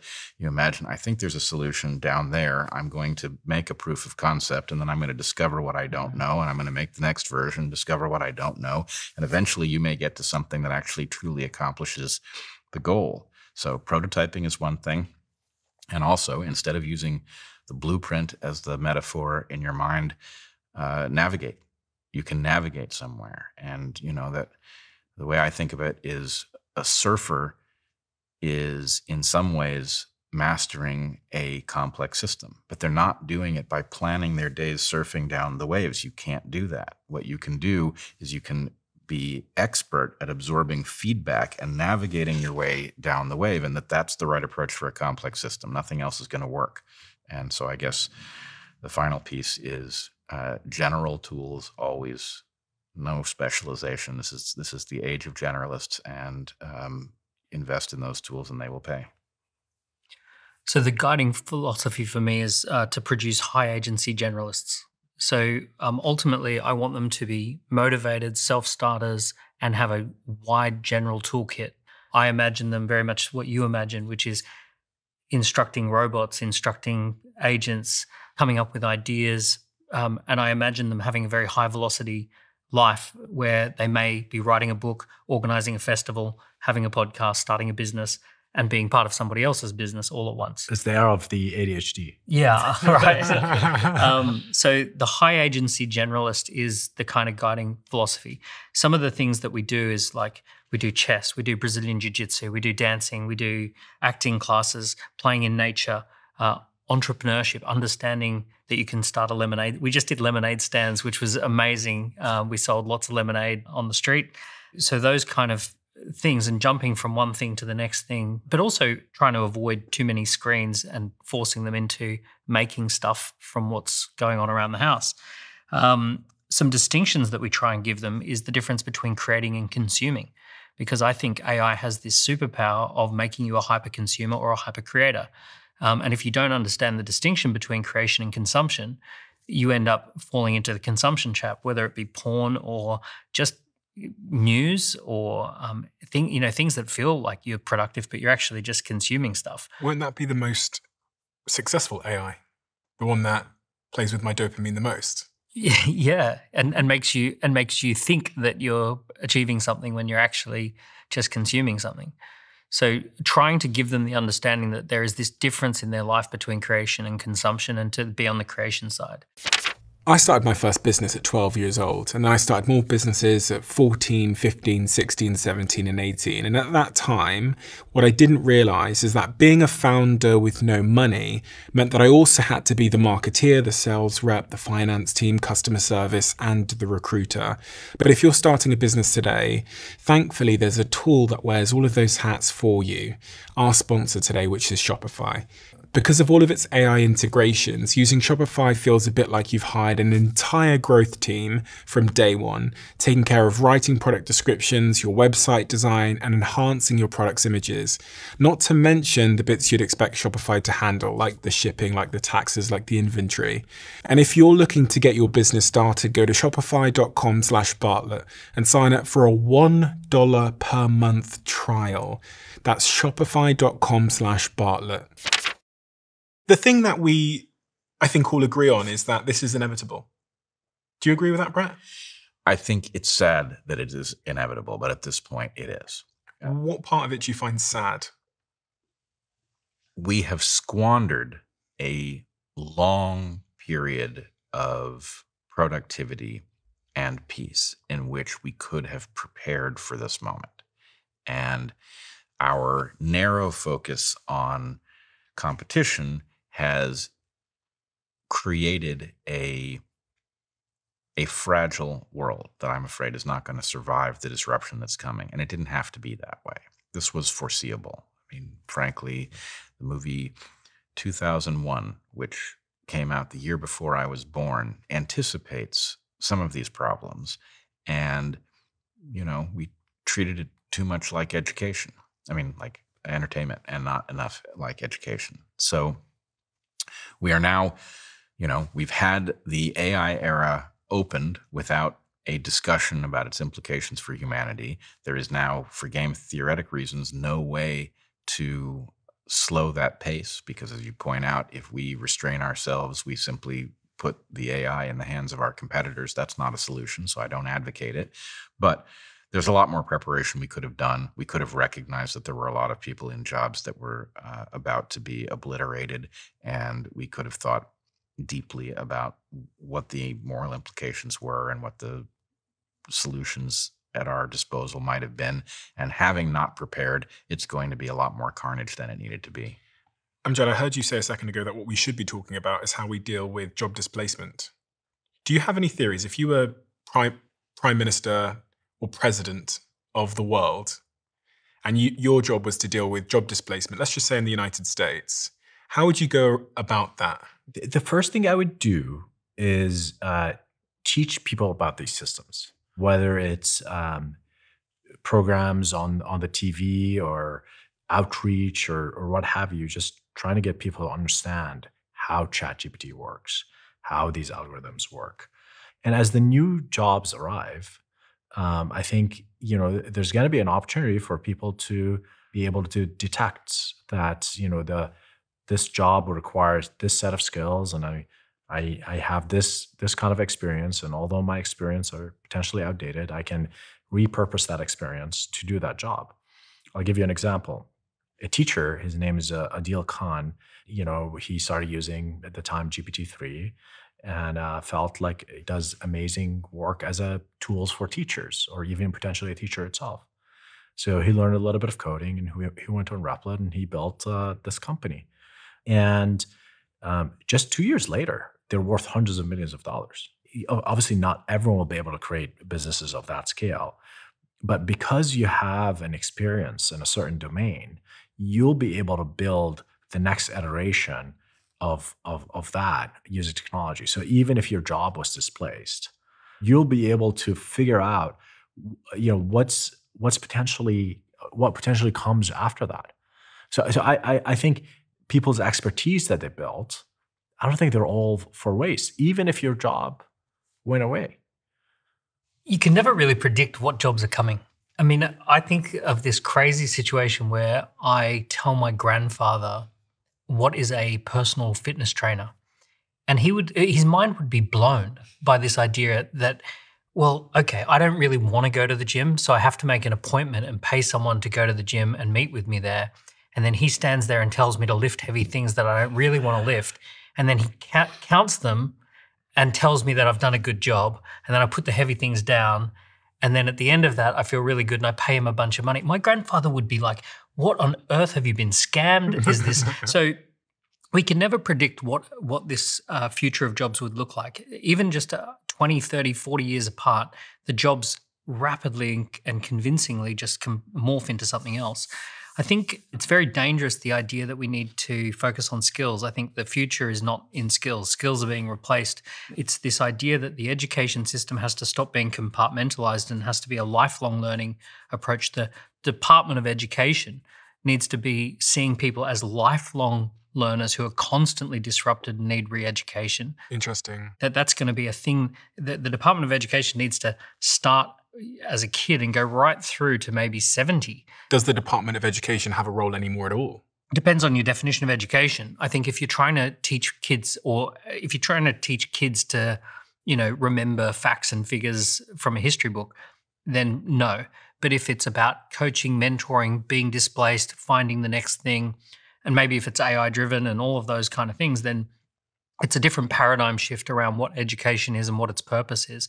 And if we see it as a fluid thing where we wave into an opportunity and then wave back into education, spotting a new opportunity and then back here, if we're learning rather than skills, but we're learning tools, so it's a tools-based education as opposed to a skills-based education. The purpose of education for most of human history was about virtue, about becoming a great person who had good judgment and who had good values, and we don't really do much of that anymore. But I think if we essentially said, if we get back to if we ask the question, what is the purpose of education and where does it fit in our lives and at what time frame does it go for? And then we just trust that people are going to come up with weird and wonderful jobs. This sounds crazy, but also, and this is a weird analogy, my cat is incredibly happy. How do you know? Well, it demonstrates all the characteristics of being a happy cat. And it lives in a world of superintelligence as far as it's concerned. So there's this house and food just magically happens. It has no idea that there's this Google Calendar that runs a lot of things that happen around it.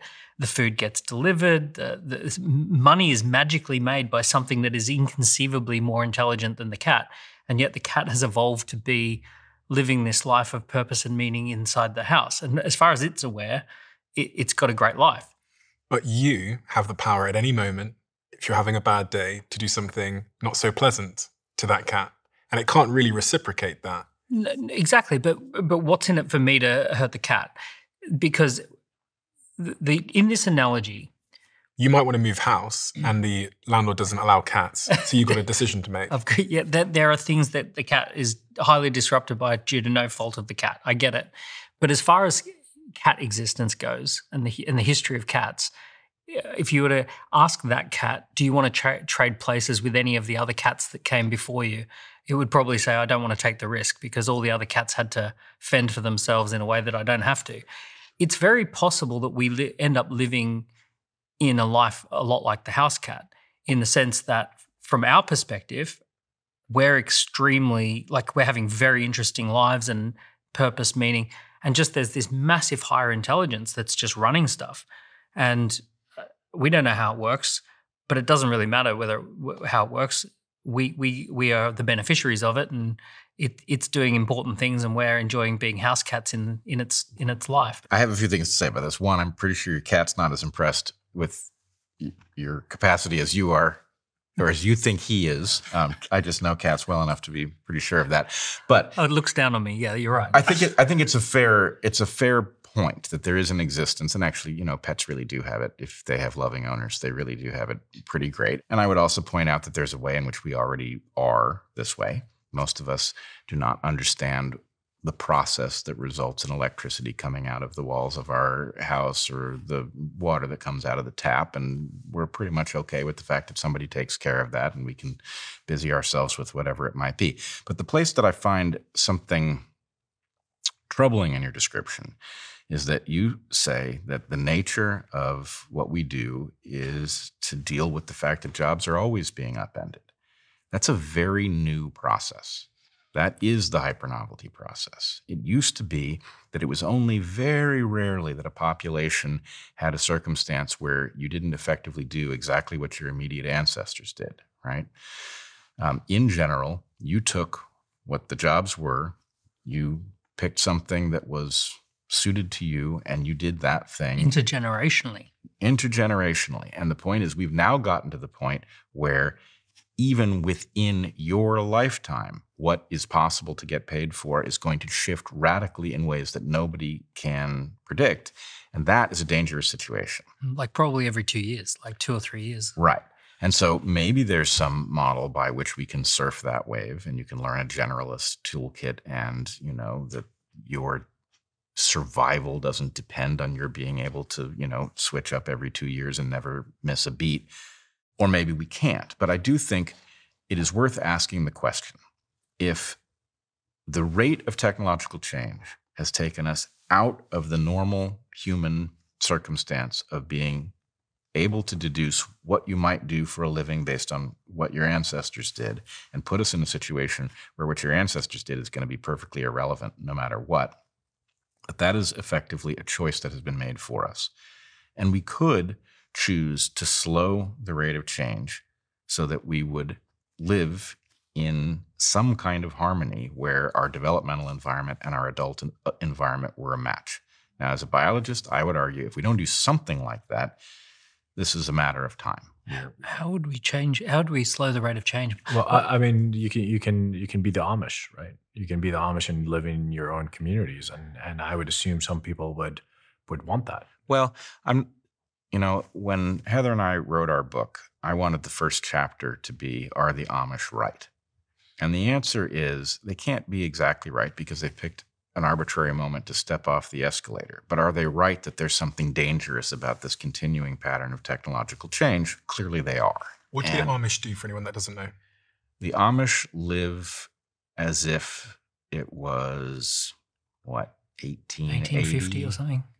So they live they don't use cars. I think they do have phones, but they do not have electricity. Basically, they voluntarily accept they're basically a Luddite community, and they have turned out to fare surprisingly well against many of the things that have upended modern COVID, folks. one of them, right? Yeah, COVID, they did beautifully.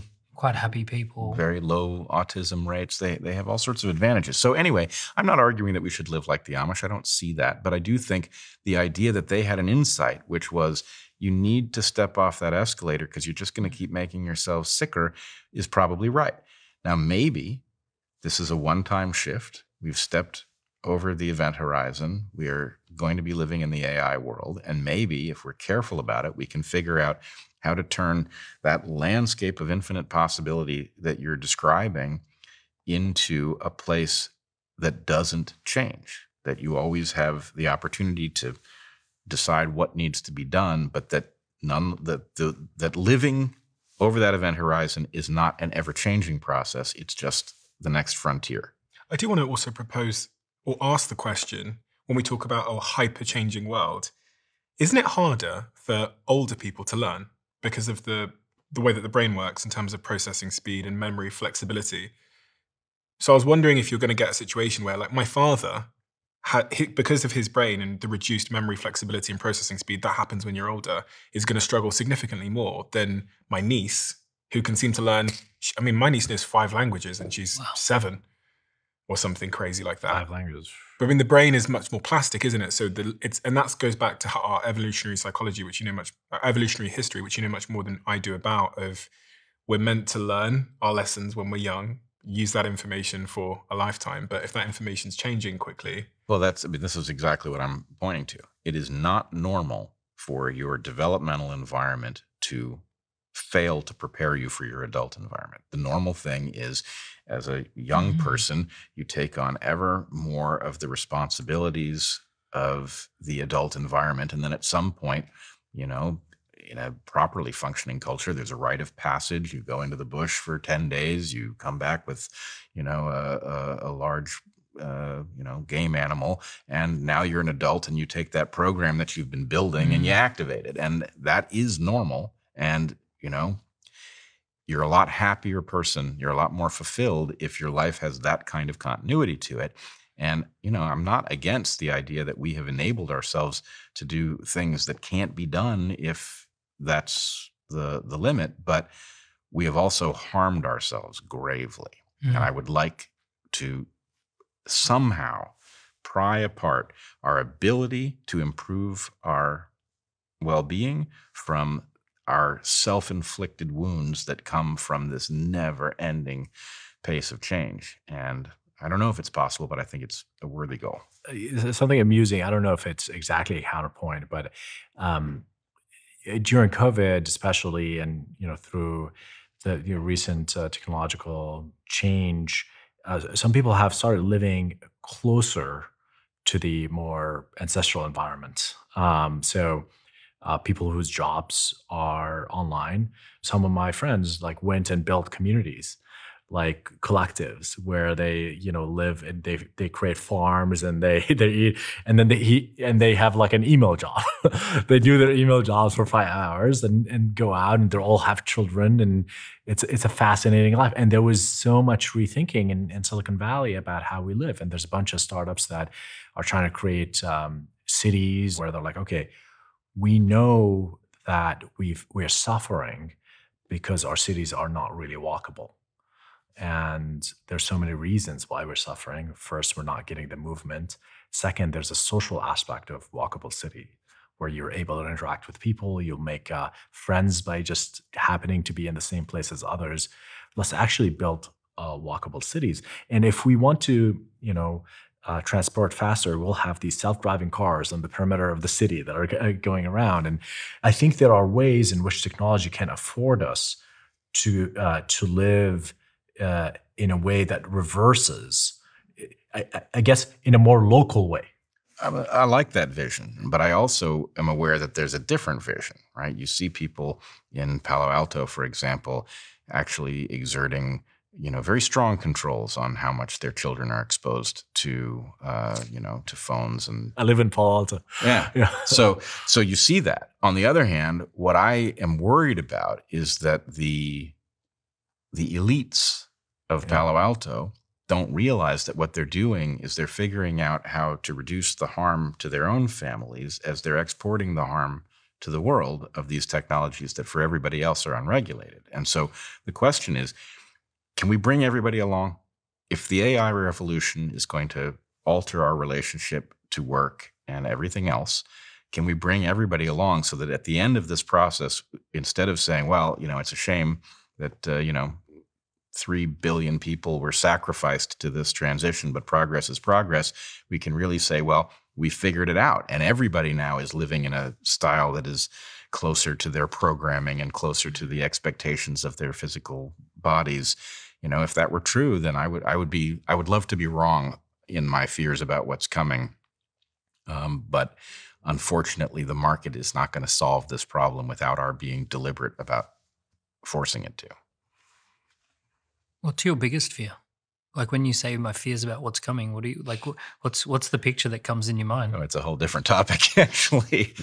My fear stemming from technology and AI is that this is a runaway process, and that runaway process is going to interface very badly with some latent human programs. That in effect, the need for workers largely disappears, and the people who are at the head of the processes that result in that elimination for the need for workers start talking about useless eaters. Maybe they come up with a new term this time. Thin the herd.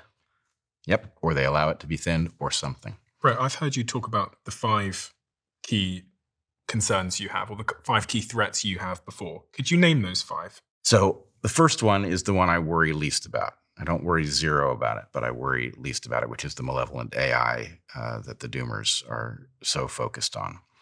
The second one is the idea that, an AI can be misaligned, not because it has divergent interests, but because it just misunderstands what you've asked it. These autonomous agents, the famous example is you ask them to produce as many paper clips as possible, and they start liquidating the universe to make paper clips. And, it's a sorcerer's apprentice kind of issue. The third one, I would say, is actually all of the remainder of them, I would say, are guaranteed. And the third of them is the derangement of human intellect, that we are already living in a world where it's very difficult to know what the facts even mean, right? The facts are so filtered and we are so persuaded by algorithms that it's, our ability to be confident even in the basic facts, even within our own disciplines sometimes, is at an all-time low, and it's getting worse. And that problem takes a giant leap forward at the point that you have the ability to generate undetectable deep fakes, right? That's going to alter the world very radically. When the fact that you're looking at videotape of somebody robbing a bank doesn't mean that they robbed a bank or that a bank was even robbed.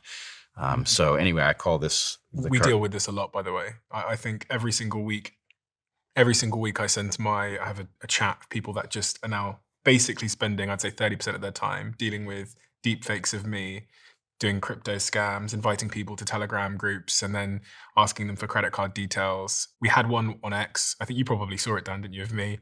But that someone was running deepfake ads on X of me. And it wasn't just one ad. It was like it was like swatting flies. There was 10 of them, and I messaged them to X, and then there was 10 more. Then the day after there was 10 more. Then the day after there was 10 more. Then it started happening on Meta. So it's a video of me basically asking you to come to a Telegram group where people are being scammed and audience members of mine are being scammed. And when I send them to Meta, they thankfully remove them. But then there's 5 more. So then I went on LinkedIn yesterday and my DMs are, Steve, by the way, there's this new scam. And I actually, at this point, I need someone full time just sending this over to Meta. I'm the same, but on a smaller scale. Every week, it's, did you really message me on Facebook asking me for my crypto wallet and blah, blah, blah. My least favorite ones are when the single mother messages me saying that she just paid £500 of her money and how devastated she is. And I feel this moral obligation to give her money back because she's fallen for some kind of scam. That was me. It was my voice. It was a video of me telling her something. Yeah. And I don't know how you deal with that, but sorry, do continue. Well, I mean, that's actually on the list here. The massive disruption to the way things function, both because people are going to be unemployed in huge numbers and because those who are not abiding by our social contract are going to find themselves empowered more than the people who do. So in this case, not only Is this poor woman, now out $500 for whatever the scam was, but you've also been robbed, whether or not you pay her back for the thing that she thought she purchased. Your credibility is being stolen by somebody, and you have no capacity to prevent it. This has happened to me also, and it is profoundly disturbing. And it is only one of a dozen different ways that AI enables those who are absolutely willing to shrink the pie from which we all derive in order to enlarge their slice. There are innumerable ways that this can happen, and I think people do not see it coming. They don't understand how many different ways they are going to be robbed every bit as surely as if somebody was printing money. And then the last one is that this just simply accelerates demographic processes that do potentially result in the unleashing of technologies that pre-existed AI. This can easily result in an escalation into wars that turn nuclear. So anyway, I think that list could probably be augmented at this point. Now that we've spent a little time in the AI era, we can begin to put a little more flesh on the bones, both of what is possible in this era and what we should fear. One of those, you mentioned the truth, the problem of truth. Would you say, just a thought experiment, someone today, like an average person, college educated, say, person, are they more propagandized or led astray than someone in Soviet Russia? Well, I don't know because I didn't live in Soviet Russia, but my understanding from people who did was that there was a wide awareness that the propaganda wasn't true. It doesn't mean they knew what to believe, but there was a cynicism, which is one of my fears here, is that you're really stuck choosing between two bad options. In a world where you can't tell what is true, you can either be overly credulous and be a sucker all the time, or you can become a cynic and you can be paralyzed by the fact that you just don't believe anything. But neither of those is a recipe for... Do you think Google search first, and maybe now ChatGPT, has helped people more or less to find truth? I think it's not ChatGPT exactly, but all of the various AI engines starting with Google, have briefly enhanced our capacity to know what's true, because in fact they allow us to see through the algorithmic manipulation, because the AI is not well policed. You can get it to recognize patterns that people will swear are not true. And so anyway, a lot of us have found it useful in just simply unhooking the gaslighting. So that's been very positive. But I also remember the early days of search, and search used to be a matter of, there are some pages out there, I don't know where they are. Here's a mechanized something that's looked through this stuff and just point me at the direction of things that contain these words, right? Before the algorithmic manipulation started steering us into believing pure nonsense because somebody who controlled these things decided it was useful for us to believe those things.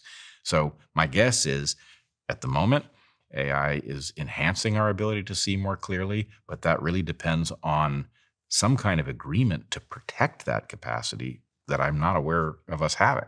Amjad, are you implying there that AI will protect us from the AI, i.e. the woman that got scammed in my audience, the platforms would have a tool built in which would be able to identify shortly that that is not me, and the ad has been launched by someone in another country potentially. And then also when she starts being asked for her credit card details in such a way on Telegram, 10 minutes later, the system will able to understand there that this is probably a scam at that touch point too.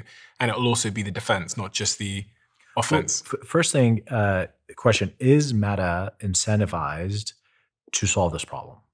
Yes. Yes. And so Meta is probably actively working on AIs. And again, it's going to be a cat and mouse game, like every abuse that happens out there. So I think that the market will naturally respond to things like that. In the same way that, we install antiviruses, as annoying as they are, I think we'll install AIs on our computers that will allow us to at least help us kind of sort the fake from the truth. Well, but let's take the example you say. Is Meta incentivized to solve this problem? Superficially, it seems that it should be. But how many times in recent history have we watched a corporation cannibalize its own business over what at best is the bizarre desires of its shareholders, right? Why was X throwing off people with large accounts, or Facebook or Google? It would seem that you would expect, based on the market choosing search engines or social media sites, you would expect these companies to be absolutely mercenary and say, if Alex Jones has a big audience, who are we to say? That's what I would have expected. Instead, you had these companies policing the morality of thought, even though it reduced the size of the population using the platforms. I have a hard time explaining why that happened, but I have every reason to expect the same thing will happen with AI. Bret, what are you excited about with AI? What's your optimistic take? Because at the start of this conversation, you said that there's infinite ways that it could improve our lives, and there's 10 times more ways that it could hurt our lives. But let's investigate some of those ways that it could drastically improve our lives. There's a couple of different ways. One, we have, as we mentioned before, a dearth of competent teachers and professors. And that is a problem that will take 3 generations at least to solve if what we're going to do is start tomorrow and start educating people in the right way that would make them competent to stand at the front of a room and educate. But if we can augment that process, if we can leverage a tool like AI so that, a small number of competent teachers can maybe reach a larger number of pupils, that's plausible, I think. Second thing is we have a tremendous number of problems that are obstacles to us living well on this planet that AI might be able to manage that human intellect alone cannot, right? Just in the same way that, compute power can calculate things at a rate that human beings can't keep up. And there are certain things you want calculated very well. There are also some reasoning problems. You could imagine that instead of having static laws that govern behavior poorly because they get gamed, that you could have a dynamic interaction. You could specify an objective of something like a law, and then you could monitor whether or not a particular intervention successfully moved you in the direction that you were hoping to go, or did something paradoxical, which happens all the time. And you could basically have governance that is targeted to navigation and prototyping rather than to specifying a blueprint for how we are to live. So we wouldn't need politicians. At the moment, we're stuck with constitutional protections that are as good as has been constructed and still inadequate to modern realities. Dan, what are you excited about with AI? From an individual level, but also from a societal level? Yeah, well, the big ones are healthcare and education. I mean, it's ridiculous that you are sitting there in pain, having had an MRI, and there just hasn't been someone to look at that MRI yet and tell you what to do. And that could easily be solved. There's all sorts of healthcare issues where, and also not only that, throughout the entire world, there are places that just don't have general practitioners and they don't have, medical advisors, and the breakthroughs in global healthcare will be phenomenal, and the breakthroughs in global education could be transformational on the planet. I'm excited at an individual level that I think the industrial age created a bunch of jobs that are very dehumanizing, and we've just kind of gotten used to them and put up with them. The idea that work should be repetitive and, you just repeat the same loop over and over and over again, and over a 10-year period of time, you might get, graduated up one gear and all that kind of stuff. I don't think that's very human. The idea that you could be simultaneously writing a book, launching a business, running a team, launching a festival, having an event, that you could actually be doing this kind of like mini kingdom work where you've got this little, ecosystem around you of fun things that you're involved in. That is actually made possible for a vast majority of people if they embrace these kind of tools. You can live an incredibly fulfilling and amazing and impactful existence.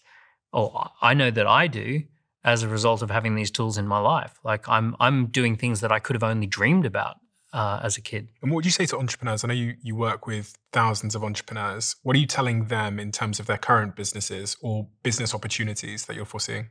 So I think that small teams have infinite leverage now, and that when you have a team of, say, 5 to 10 people who share an incredible passion for a meaningful problem in the world, and they want to see that meaningful problem solved, and they come together in the spirit of entrepreneurship to solve that problem, that little 5 to 10 person team, armed with the technology that we now have available, you can have a big impact. You can make a lot of money, you can have a lot of fun, you can solve meaningful problems in the world, you can scale solutions. You can probably do more in a 3-year window than most people did in a 30-year career. And then that little band of 5 to 10 people could either go together onto a new meaningful problem, or they could disband and, work on other meaningful problems with different teams. In such a world where you have this sort of infinite leverage, but everyone else has access to the same infinite leverage, what becomes the USP? Going back to this idea of the moat, like what is the thing of value when we've all got access to $20 infinite leverage? Well, first of all, the first thing you need to understand is that this moment of time is the least competitive moment. Like, if you understand how to use these tools, you can start making money tomorrow. Like I see countless examples of people making thousands of dollars with these hustles that I talked about, or building businesses that generates millions of dollars in the first couple of months of existence. So I would say start moving now, start building things. So it's an unprecedented time of wealth creation. Clearly, at some point, as the market gets more efficient, as more and more people understand how to use these tools, there's less potential for creating these massive businesses quickly. And we've seen this, like the dawn of the internet or dawn of the web. It was a lot easier to create Facebook than it is now. Then we had mobile. And for 3, 4, 5 years, it was very easy to create massive businesses, and then it became harder. Being just at the edge of what's possible is going to be very, very important over the next couple of years. And that gets me really excited, because the entrepreneurs who are paying attention are going to be having the most amount of fun, but they're also going to be able to make a lot of money. How many applications have been built on Replit to date? So I can talk about the millions of things that have been built since we started the company, but just since September, when we launched Replit Agent, there's been about 3 million applications built purely in natural language, with no coding at all, purely natural language. Of those, I think 300, 400,000 of them were deployed in a real. The site was deployed, and it is having, people are using it, some kind of business, some kind of internal tool. I built one last night, by the way. An internal tool, or? I built an application to track how my kids earn pocket money. Amazing. So I just told it that I wanted to track the tasks that are happening around the house and assign a value to them. Yeah. And I want to be able to, at the end of the week, push a button and get a summary of how much to pay each child for their pocket money. We are so screwed. And within 15 minutes, it had created this application, and it was amazing. Like, you could toggle between, like, here's the place where you have the kids, and here's the weekly reports, and here's the how much per task, and you can tick off the tasks or remove tasks or add tasks. So then I now have this application which took 15 minutes of just talking about what I wanted. And now I have an application to run the pocket money situation in the house. And this is, by the way, it's something, having run an IT agency years ago, that's something that we would have charged £5,000 to £10,000 to create, or $5,000 to $10,000 to create. And how much time? Probably talking something that would have been a 3-4 week project. And we're at the start of the S curve now that you're describing, and it's already. Yeah. If it's a $20, Replit's roughly $20 a month. 25 for the base case. You did 1 day of usage. Let's say it's $1. Yeah. It cost you minutes and $1 now, and we're at the start of the S curve. And you talk to it like you're chatting to a developer. So one of the things that slows down the development process is you have to send the information to a developer, and they need to understand it, and then they need to create something and then come back to you. This just happens in front of your eyes while you're watching it, and it's actually showing you what's being built, and it's really wild.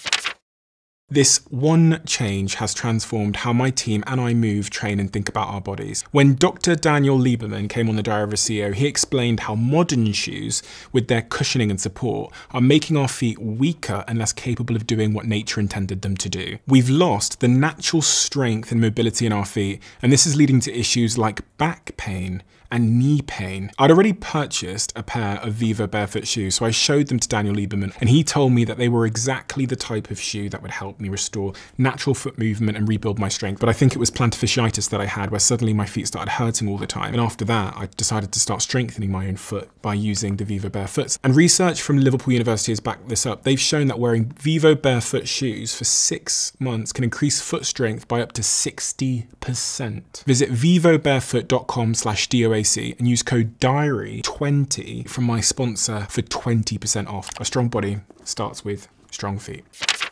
This has never been done before. A newsletter that is ran by 100 of the world's top CEOs. All the time people say to me, they say, can you mentor me? Can you get this person to mentor me? How do I find a mentor? So here is what we're going to do. You're going to send me a question, and the most popular question you send me, I'm going to text it to 100 CEOs, some of which are the top CEOs in the world running $100 billion companies.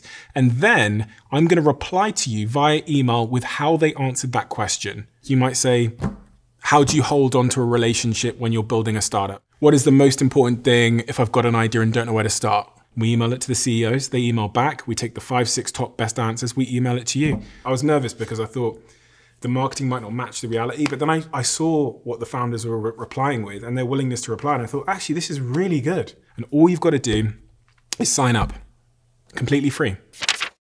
I don't think we've spent a lot of time talking about autonomous weapons. This is the thing that really worries me. And the thing that worries people about AI is this idea is that it is this emergent system, and there's no one thing behind it, and it can act in a way that's unpredictable and not really guided by humans. I also think it's true of corporations, of governments. And so I think individual people can often have the best intentions, but the collective can land on doing things in a way that's harmful or morally repugnant. And I think we talked about China versus the US, and that creates a certain race dynamics where they're both incentivized to cut corners and potentially do harmful things. And in the world of geopolitics and wars, what really scares me is autonomous weapons. And why does it scare you? Because you can imagine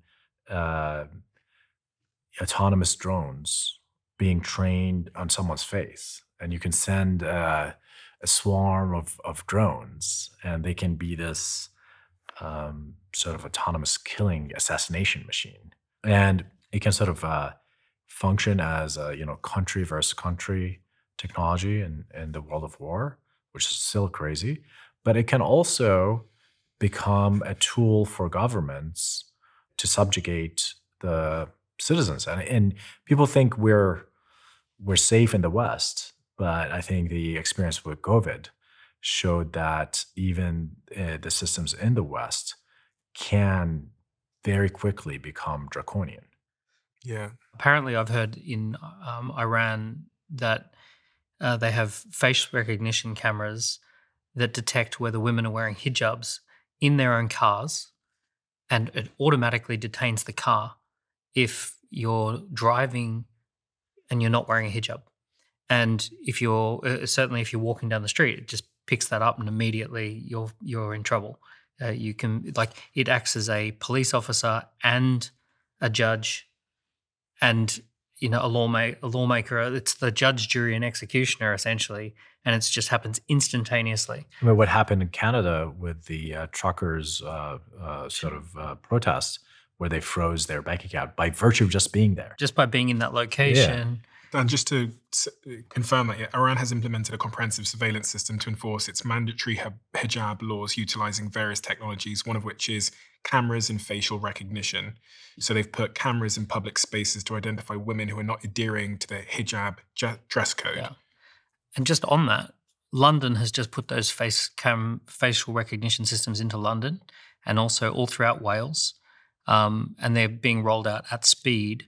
And like all you would need is a change of government that wanted to implement something similar, and all the base layer technology is already in there. It gets a little bit worse in Iran because they have this new app called the Nazar app, where the government has introduced the Nazar mobile application, which allows you as a citizen to report another citizen who is not wearing their hijab, and it logs their location, their time when they weren't wearing it, and the vehicle license plate. And with the crowdsourced data, it can then go after that individual. I would also just point out that I think we're not being imaginative enough. I agree with you. I have the same concern about these autonomous weapons, but I also think this doesn't have to occur in the context of war or even governmental oppression, that it is perfectly conceivable that effectively this drops the price of an undetectable or an unprosecutable crime, and maybe economic moats return in the form of people taking out their competitors or anybody who attempts to compete with them using an autonomous drone that can't be traced back to them, that follows facial recognition. And, you don't have to kill very many people for others to get the message that this is a zone that you shouldn't mess around in. So I could imagine, effectively a new high-tech organized crime that protects rackets and makes tons of money and subjugates people who haven't done anything wrong. I had Mustafa Suleyman on the podcast in 2023 when all of this stuff started kicking off, and he is the CEO of Microsoft AI. You're familiar with Mustafa? Of course, yeah.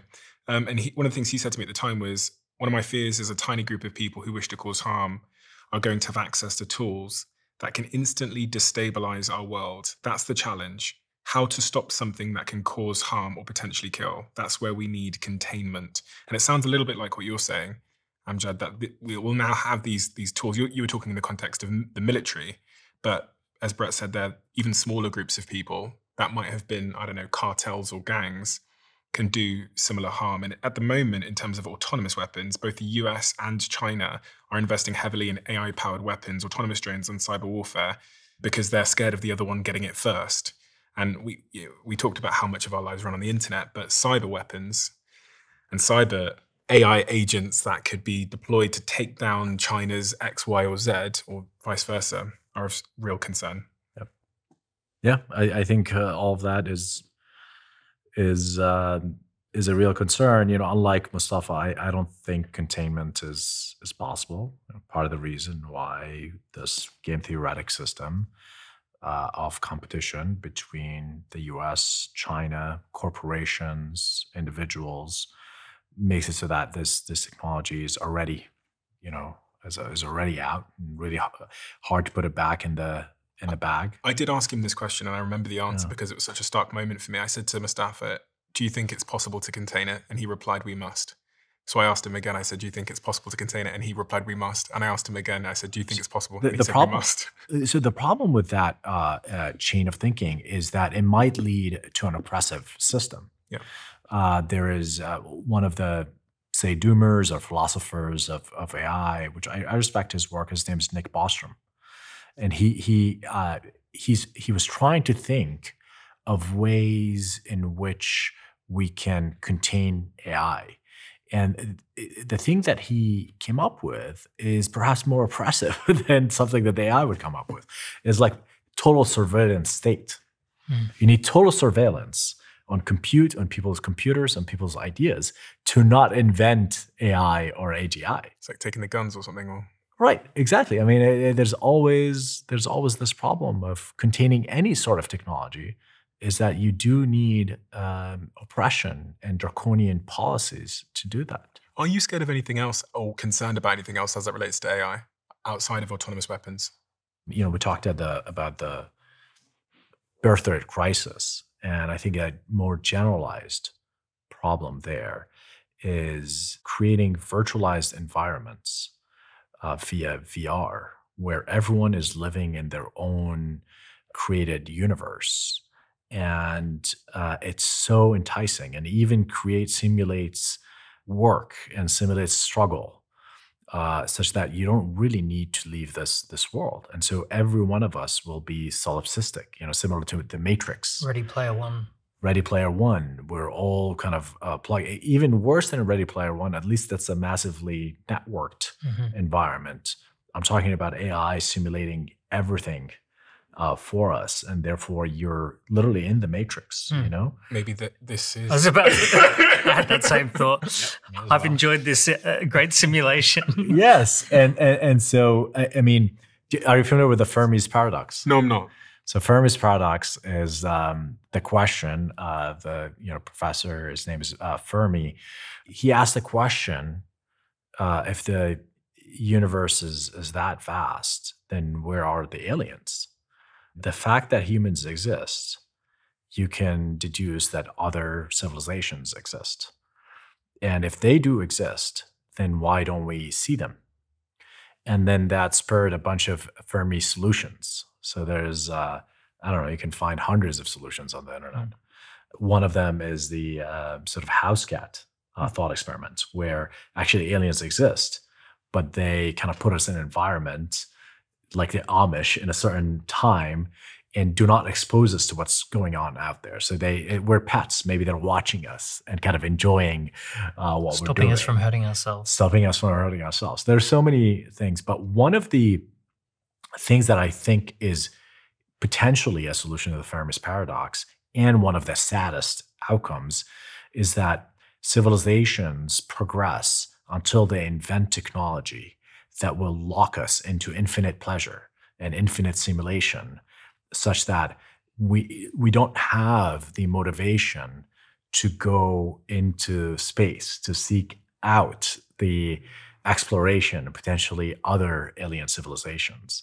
And perhaps that is a determined outcome of humanity, or like a highly likely outcome of any species like humanity. We like pleasure. Pleasure and pain is the main motivators. And so if you create an infinite pleasure machine, does that mean that we're just at home in our VR environment with everything taken care for us, and literally like the Matrix? And the real world would suck in such a scenario. Yes. It'd be terrible. I mean, the other simpler explanation of the Fermi paradox is that you generate sufficient technology that you can end your species, and it's only a matter of time from that point, which, we can have that discussion about nuclear weapons. We can have it about AI, but does some technology, if we stay on that escalator, does some technology that we generate ultimately... Whatever allows you to get off the planet allows you to blow up the planet. There you go. I want to get everyone's closing thoughts and closing remarks. And hopefully in your closing remarks, you can capture something actionable for the individual that's listening to this now on their commute to work, or the single mother, or the average person who maybe isn't as technologically advanced as many of us at this table, but is trying to navigate through this to figure out how to live a good life over the next 10, 20, 30 years. Yeah. And take as long as you need. I think we live in the most interesting time in human history. So for the single mother that's listening, for someone who wouldn't be the stereotype of a tech bro, don't assume that you can't do this stuff. It's never been more accessible. Today, within your work, you can be an entrepreneur. You don't have to take massive risk to go create a business, quit your job and go create a business. There are countless examples. We have a user who's a product manager at a large real estate business, and he built something that created 10% lift in conversion rates, which generated millions and millions of dollars of that business. And that person became celebrity at that company and became someone who is lifting everyone else up and teaching them how to use these tools. And obviously that is like a really great for anyone's career, and you're going to get a promotion. And your example of building a piece of software for your family, for your kids to improve and to learn more, or to be better kids, is an example of being an entrepreneur in your family. So I really want people to break away from this concept of entrepreneurship being, this is your podcast, a Diary of a CEO. You started this podcast by talking to CEOs, I assume, right?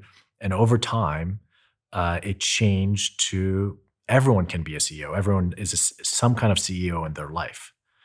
And so I think that we have unprecedented access to tools for that vision to actually come to reality. Well, it is obviously a moment of a kind of human phase transition, something that I believe will be the equal of a discovery of farming or writing or electricity. And the darkness that I think is valid in looking at all of the possible outcomes of this scenario is actually potentially part of a different story as well. In evolutionary biology, we talk about an adaptive landscape in which a niche is represented as a peak, and a higher niche, a better niche, is represented as a higher peak. But to get from the lower niche to the higher niche, you have to cross through what we call an adaptive valley. And there's no guarantee that you make it through the adaptive valley. And in fact, the drawing that we put on the board, I think, is overly hopeful because it makes it in 2 dimensions. It looks like you know exactly where to go to climb that next peak. And in fact, it's more like the peaks are islands in an archipelago that is in fog where you can't figure out what direction that peak is, and you have to reason out it's probably that way, and you hope not to miss it by a few degrees. But in any case, that darkness is exactly what you would expect if we were about to discover a better phase for humans. And I think we should be very deliberate about it this time. I think we should think carefully about how it is that we do not allow the combination of this brand new, extremely powerful technology and market forces to turn this into some new kind of enslavement. And I don't think it has to be. I think the potential here does allow us to refactor just about everything. Maybe we have finally arrived at the place where mundane work doesn't need to exist anymore and the pursuit of meaning can replace it. But that's not going to happen automatically if we don't figure out how to make it happen. And I hope that we can recognize that the peril of this moment is best utilized if it motivates us to confront that question directly. Each one of us has 2 parents, 4 grandparents, 8 great-grandparents, 16, 32, 64.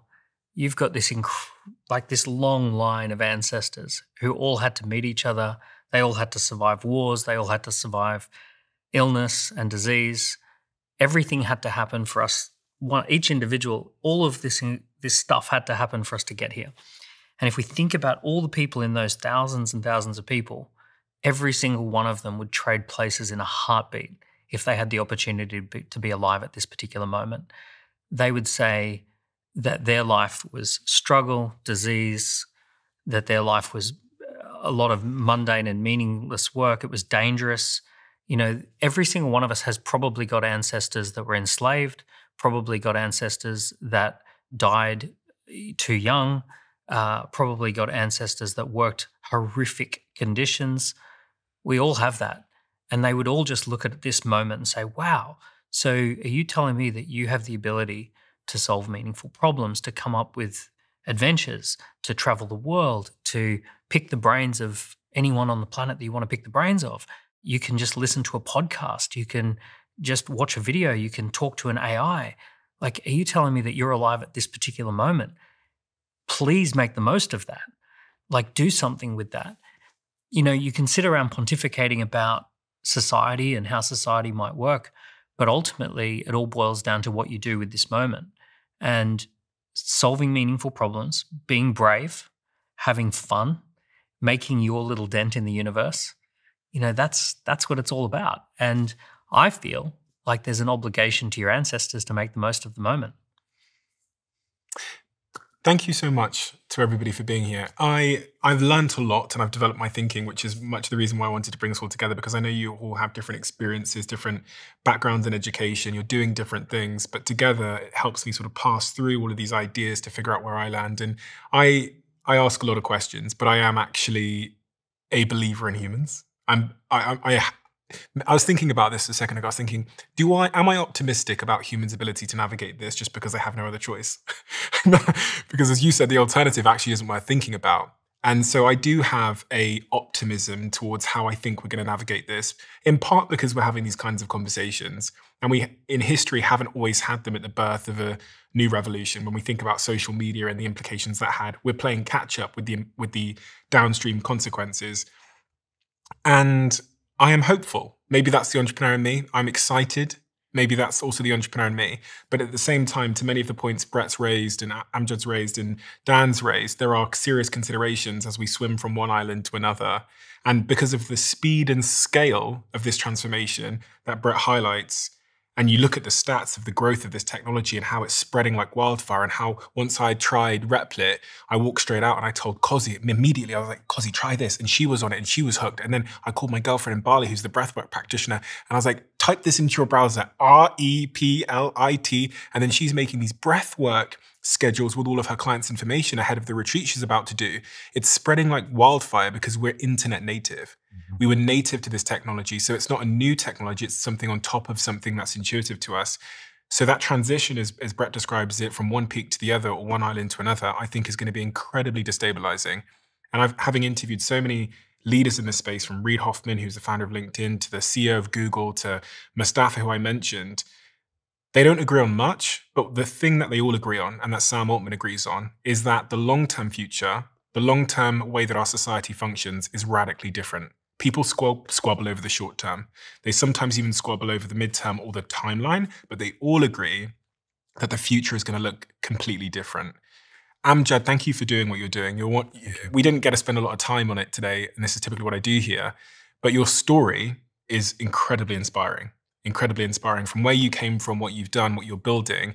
And you are democratizing and creating a level playing field for entrepreneurs in Bangladesh to Cape Town to San Francisco to be able to turn their ideas into reality. And I do think, just on the surface, that that's such a wonderful thing that, you know, I was born in Botswana in Africa, and that I could have the same access to turn my imagination into something to change my life because of the work that you're doing at Replit. And I highly recommend everybody go check it out. You probably won't sleep that night because it's so, for someone like me, it was so addictive to get to be able to do that, because it's been the barrier to creation my whole life. I've always had to call someone to build something. Yeah. Dan, thank you again so much, because you represent the voice of entrepreneurs and you've really become a titan as a thought leader for entrepreneurs in the UK. And that in perspective, that balance is incredibly important. So I really, really appreciate you being here as always. And you're a huge fan favorite of our show. And Bret, thank you a gazillion times over for being a human lens on complicated challenges. And you do it with a fearlessness that I think is imperative for us finding the truth in these kind of situations where some of us can run off with optimism and we can be hurtling towards the mousetrap because we love cheese. And I think you're an important counterbalance and voice in the world at this time. So thank all of you for being here. I really, really appreciate it. And we shall see. These things live forever, so. This has always blown my mind a little bit. 53% of you that listen to this show regularly haven't yet subscribed to this show. So could I ask you for a favor? If you like the show and you like what we do here and you want to support us, the free, simple way that you can do just that is by hitting the subscribe button. And my commitment to you is if you do that, then I'll do everything in my power, me and my team, to make sure that this show is better for you every single week. We'll listen to your feedback, we'll find the guests that you want me to speak to, and we'll continue to do what we do. Thank you so much.